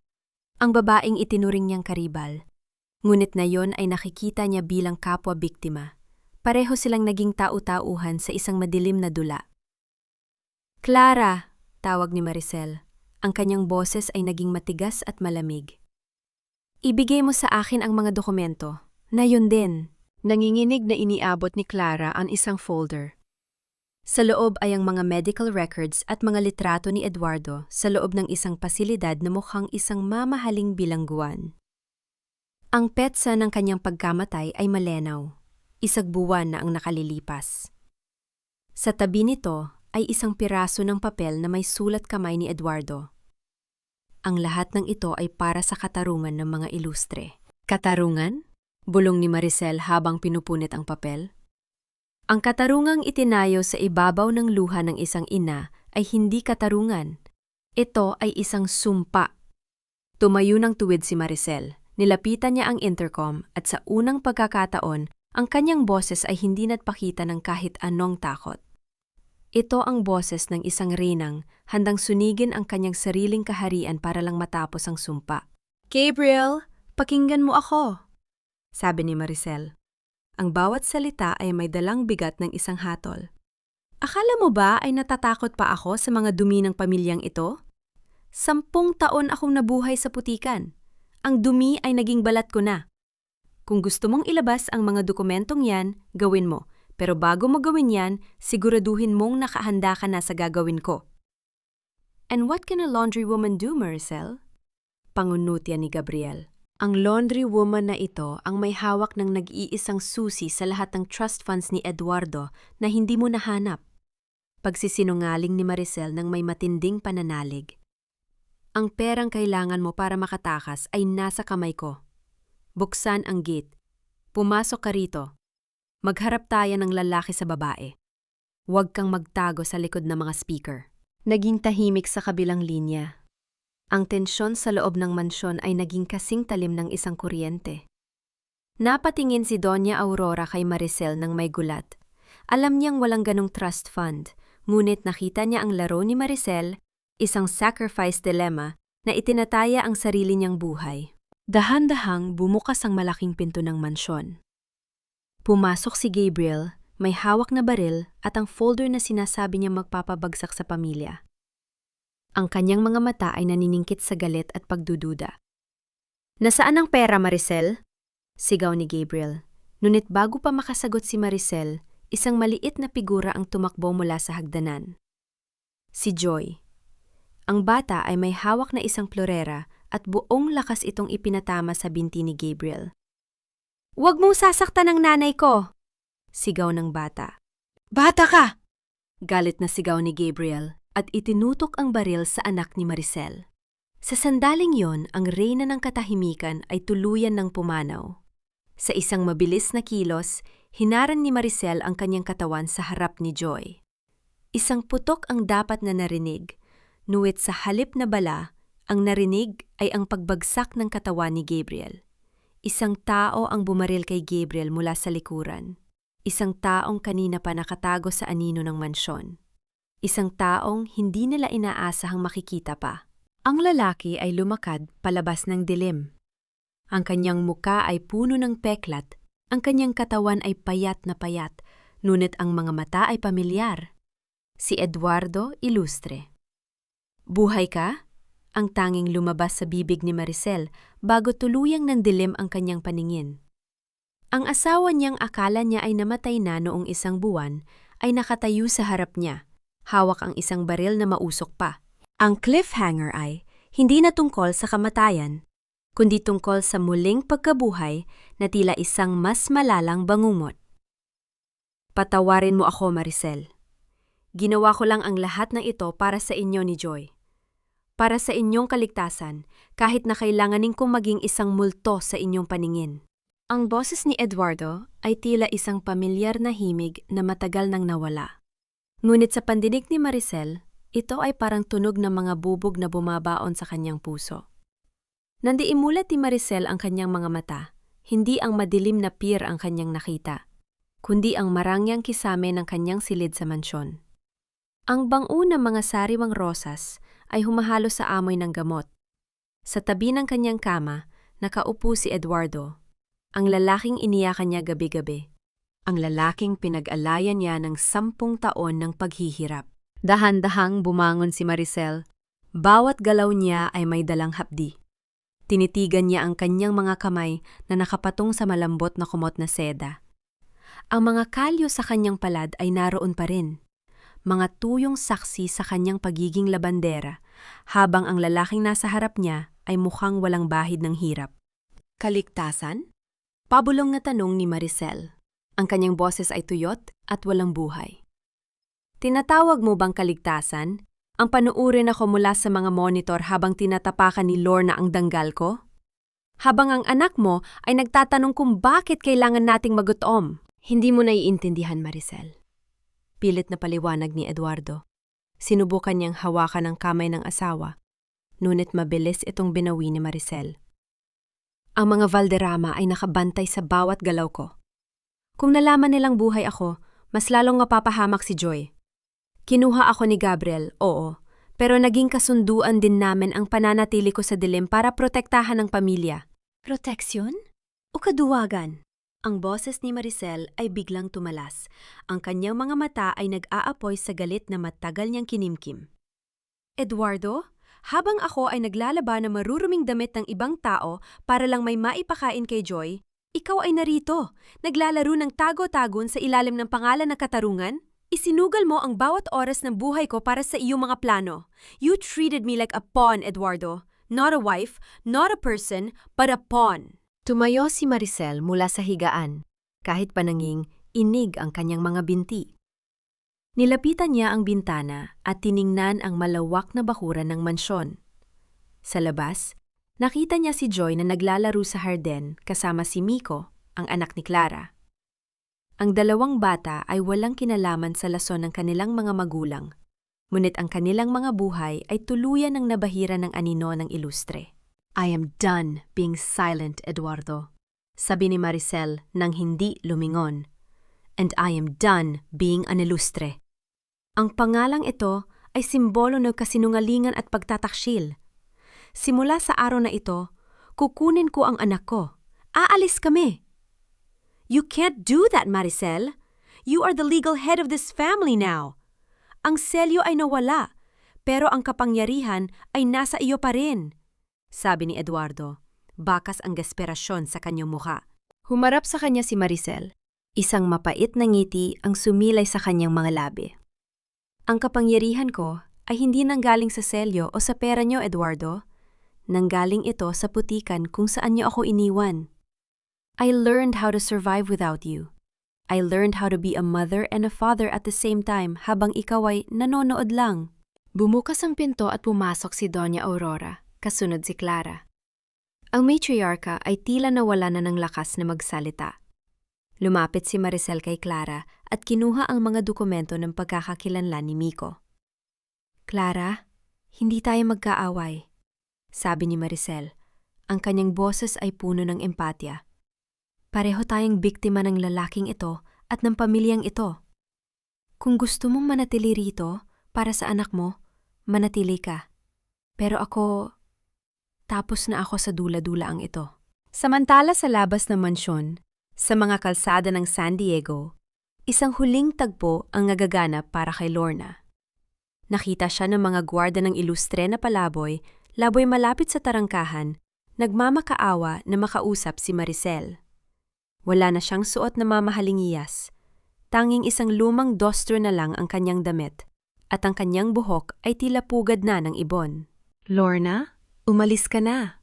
Wala na rito ang kailangan mo, sabi ni Gabriel, na ngayon ay nakapuso at ginagabayan ng mga pulis palabas ng perimeter bago siya tuluyang dalhin sa kulungan. Tumingin si Lorna sa bintana ng mansyon, kung saan nakita niya ang anino ni Maricel. Maricel! Patawarin mo ako! Nagkamali ako! Sigaw niya. Ngunit ang kanyang tinig ay tinangay lang ng hangin. Walang lumingon, walang nakinig. Ang karma ni Lorna ay hindi kamatayan, kundi ang mabuhay sa isang mundong walang sinumang tumitingin sa kanya. Isang buhay ng pagiging invisible na dati, ay itinuturing niyang sumpa para sa iba. Bumalik ang eksena sa loob ng silid. Kinuha ni Maricel ang kanyang lumang bag. Ang bag na dala niya noong una siyang lumabas ng mansyon 10 taon na ang nakalilipas. Aalis ka ba talaga, Maricel? Iiwan mo ang lahat ng yaman na ito? Tanong ni Doña Aurora. Ang tunay na yaman ko ay ang anak ko, Ina. At ang katotohanang hindi ko na kailangang magtago sa likod ng kahit na sinong lalaki para tawaging tao, tugon ni Maricel. Lumabas si Maricel sa hardin at tinawag si Joy. Lumapit ang bata, bitbit ang isang maliit na bulaklak na kanyang pinitas. Nay, aalis na po ba tayo? Babalik na po ba tayo sa palengke? Luumiti si Maricel, isang tunay at payapang ngiti.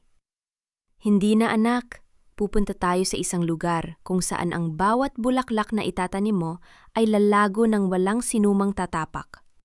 Isang lugar kung saan tayo ang gagawa ng ating sariling kapalaran. Habang naglalakad palabas ng tarangkahan si Maricel at Joy, hindi sila lumingon sa naglalakihang mga pader ng ilustre. Ang kanilang bawat hakbang ay magaan, tila ang bawat dumi ng nakaraan ay dahan-dahang natatanggal sa kanilang mga paa. Ang araw ay nagsisimulang sumikat, nagbibigay ng bagong liwanag sa kalsadang tatahakin nila. Ngunit bago sila tuluyang makalayo, isang pamilyar na sasakyan ang huminto sa kanilang tapat. Isang sasakyan hindi marangya, ngunit malinis at maayos. Mula sa loob ay lumabas ang matandang tindera mula sa palengke, si Aling Rosa. Maricel, nabalitaan ko ang lahat. Mayroon akong maliit na bahay sa probinsya, malayo rito. Kung gusto nyo, dun muna kayo. Alok ng matanda, ang kanyang mga mata ay puno ng tapat na malasakit. Napayak si Maricel, ngunit sa pagkakataong ito ay luha ng pasasalamat. Ang tunay na pagkakaibigan at paghilom ay hindi matatagpuan sa loob ng mansyon, kundi sa mga pusong handang tumulong ng walang hinihintay na kapalit. Salamat, Aling Rosa. Maraming salamat. Habang umaandar ang sasakyan palayo, tiningnan ni Maricel ang kanyang sarili sa salamin. Wala na ang reyna ng katahimikan. Ang nakikita niya ngayon ay isang babaeng may pangalan, may boses, at may kinabukasan. Ang bagong simula ay hindi isang lugar, kundi ang pananalig sa sariling lakas. Ang tunay na kalayaan ay hindi matatagpuan sa pagtakbo mula sa dilim, kundi sa pagyakap sa liwanag na ikaw mismo ang gumawa. Ngayon, sa unang pagkakataon, ang hangin na dumarapi sa aking balat ay hindi na amoy lason ng nakaraan, kundi amoy ng bagong pag-asa. Sa isang maliit na bayan sa Laguna, kung saan ang mga puno ng lansones ay umuyukod sa bigat ng kanilang bunga, nagsimula ang bagong buhay ni Maricel at Joy. Ang kanilang tanutuluyan ay isang payak na bahay na bato, malayo sa Marang, yang gulo ng San Diego. Wala ng mga bodyguard, wala ng mga CCTV camera, at wala ng mga aninong nagmamasid sa bawat kilos nila. Dito, ang tanging naririnig sa madaling araw ay ang malambing na pag-awit ng mga ibon at ang banya at nakalansing ng mga baso habang naghahanda si Maricel ng almusal. Maingat na inihapag ni Maricel ang isang mangkok ng mainit na lugaw sa harap ni Joy. Ang bata ay mukhang masigla na. Ang kulay sa kanyang mga pisngi ay bumalik na at ang takot sa kanyang mga mata ay napalitan na ng kuryosidad. Nay, totoo po ba na dito na tayo titira? Wala na po bang darating na pulis o masasamang tao? Tanong ni Joy habang hinihipan ang kanyang pagkain. Ngumiti si Maricel, isang ngiting hindi na umaabot sa pilit, kundi isang ngiting nagmumula sa kaibuturan ng kanyang kaluluwa. Oo anak, dito na tayo. At kahit anong mangyari, hinding-hindi na tayo babalik sa lugar na nagpaiyak sa atin. Dito, ang pangalan natin ay hindi ilustre. Dito, tayo ay sina Maricel at Joy lang. I like it here, Nay.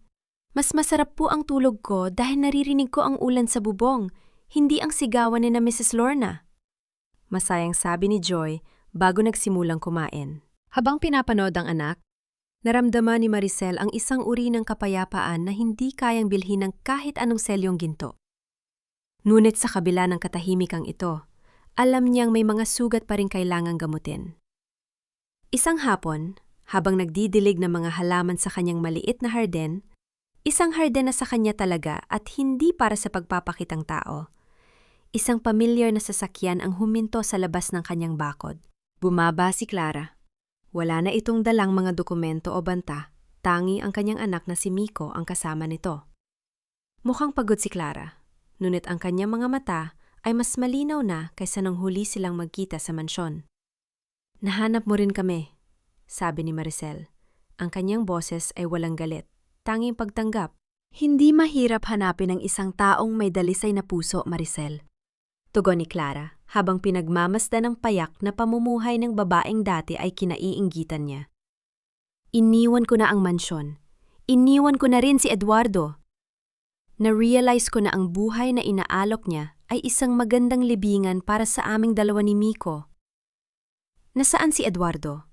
Tanong ni Maricel. Nandoon pa rin siya. Nagtatago sa likod ng kanyang mga abogado at ng kanyang pilit na katarungan. Pero mag-isa na lang siya ngayon. Pati si Doña Aurora ay nagpasya ng manirahan sa isang kumbento para magbayad sala.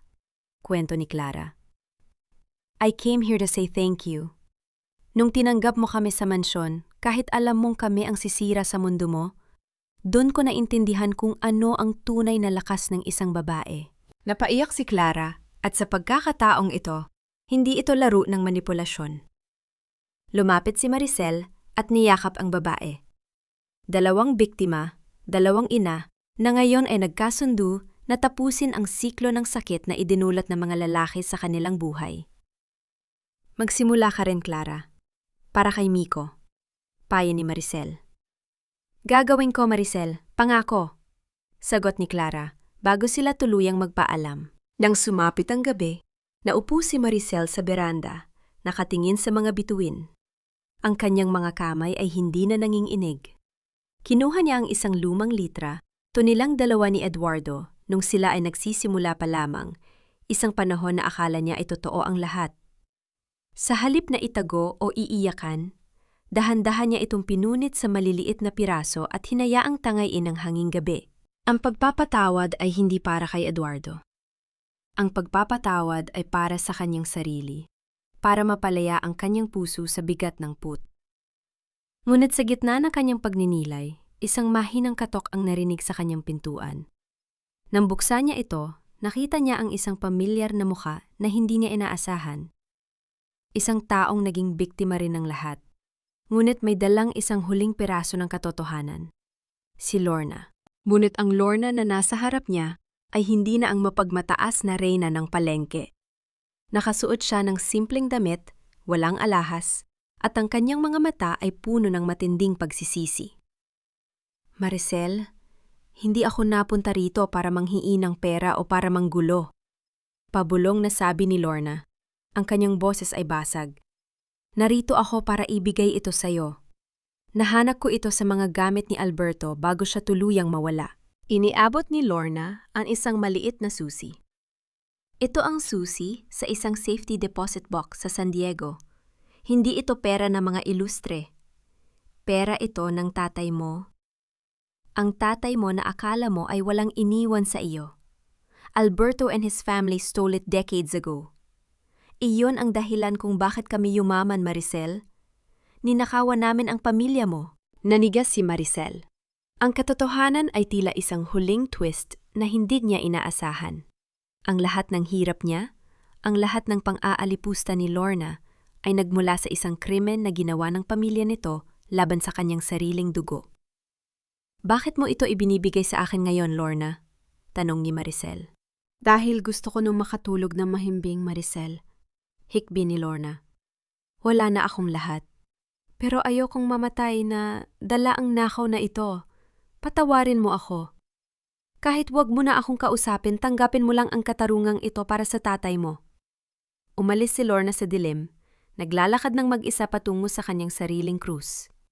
Naiwan si Maricel na hawak ang susi.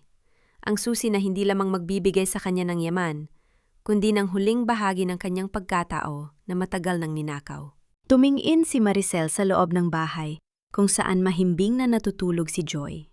Ang sirkulo ay sarado na.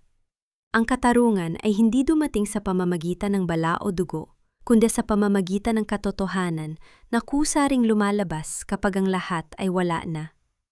Ang katahimikan ay hindi na isang kulungan na gawa sa takot at pagtitiis.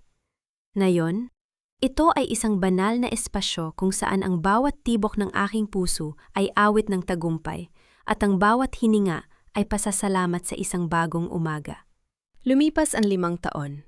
Ang sikat ng araw sa bayan ng Laguna ay tila mas malambot, humahalik sa malawak na taniman ng mga rosas at orkidya na tinawag ni Maricel na hardin ng pag-asa. Ang bawat talulot ng bulaklak ay nagniningning sa hamog ng madaling araw, isang masiglang paalala na ang lahat ng bagay na dumaan sa bagyo ay may kakayahang bumangon at mamukadkad ng mas maganda. Nakatayo si Maricel sa gitna ng kanyang taniman, may hawak na gunting at basket. Ang kanyang mga kamay, bagamat meron pa ring bahagyang bakas ng kanyang nakaraan bilang labandera, ay malinis at puno ng buhay. Wala na ang itim na kahon ng mga ilustre. Wala na ang selyo ng kapangyarihang gawa sa ginto. Ang tanging bitbit niya ngayon ay ang pagmamahal ng mga taong nakapaligid sa kanya. Nay, handa na po ang mga bulaklak para sa delivery sa simbahan. Si Aling Rosa po ay naghihintay na sa labas. Tawag ng isang dalagita mula sa beranda. Si Joy iyon. Sa edad na 12, ang bata ay naging isang matangkad at magandang larawan ng kanyang ina. Wala na ang lagnat, wala na ang takot. Ang kanyang boses ay puno ng katuwaan habang tinutulungan ang mga batang eskolar na pinag-aarang na Maricel sa pamamagitan ng kooperatiba ng mga magsasaka na itinayo niya gamit ang yaman ng kanyang yumaong ama. Sandali lang anak, papunta na ako. Sagot ni Maricel, ang kanyang boses ay malinaw at payapa. Bago siya lumakad patungo sa bahay, saglit na tumigil si Maricel sa tapat ng isang maliit na dambana sa ilalim ng puno ng nara.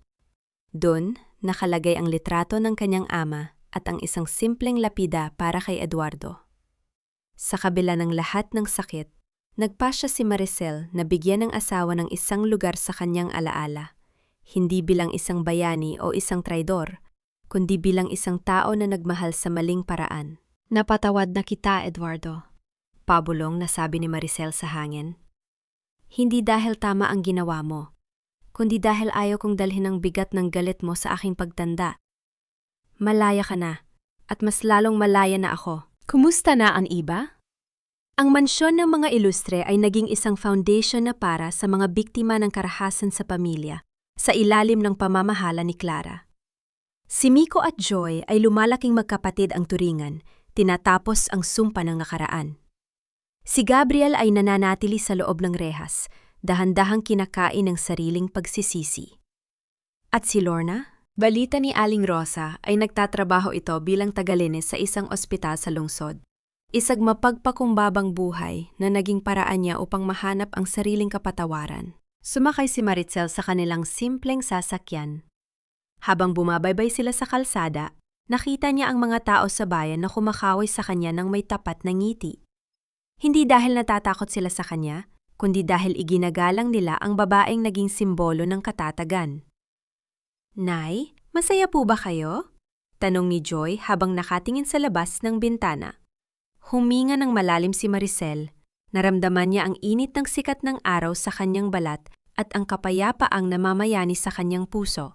Higit pa sa masaya, Joy. Malaya tayo at yon ang pinakamagandang regalo na maibibigay ko sa iyo. Ang kwento ni Maricel ay hindi nagtapos sa isang marangyang kasalan o sa pagbawi ng isang trono. Nagtapos ito sa isang kusina na amoy bagong saing, sa isang hardin na puno ng kulay, at sa isang ina na hindi na kailangang manahimik dahil alam na niya ang tunay na halaga ng kanyang tinig. Ang katarungan ay hindi palaging dumarating sa anya ng paghihigante. Minsan, ang pinakamatinding katarungan ay ang mabuhay ng maayos, ng may dangal, at ng may pusong marunong magmahal muli.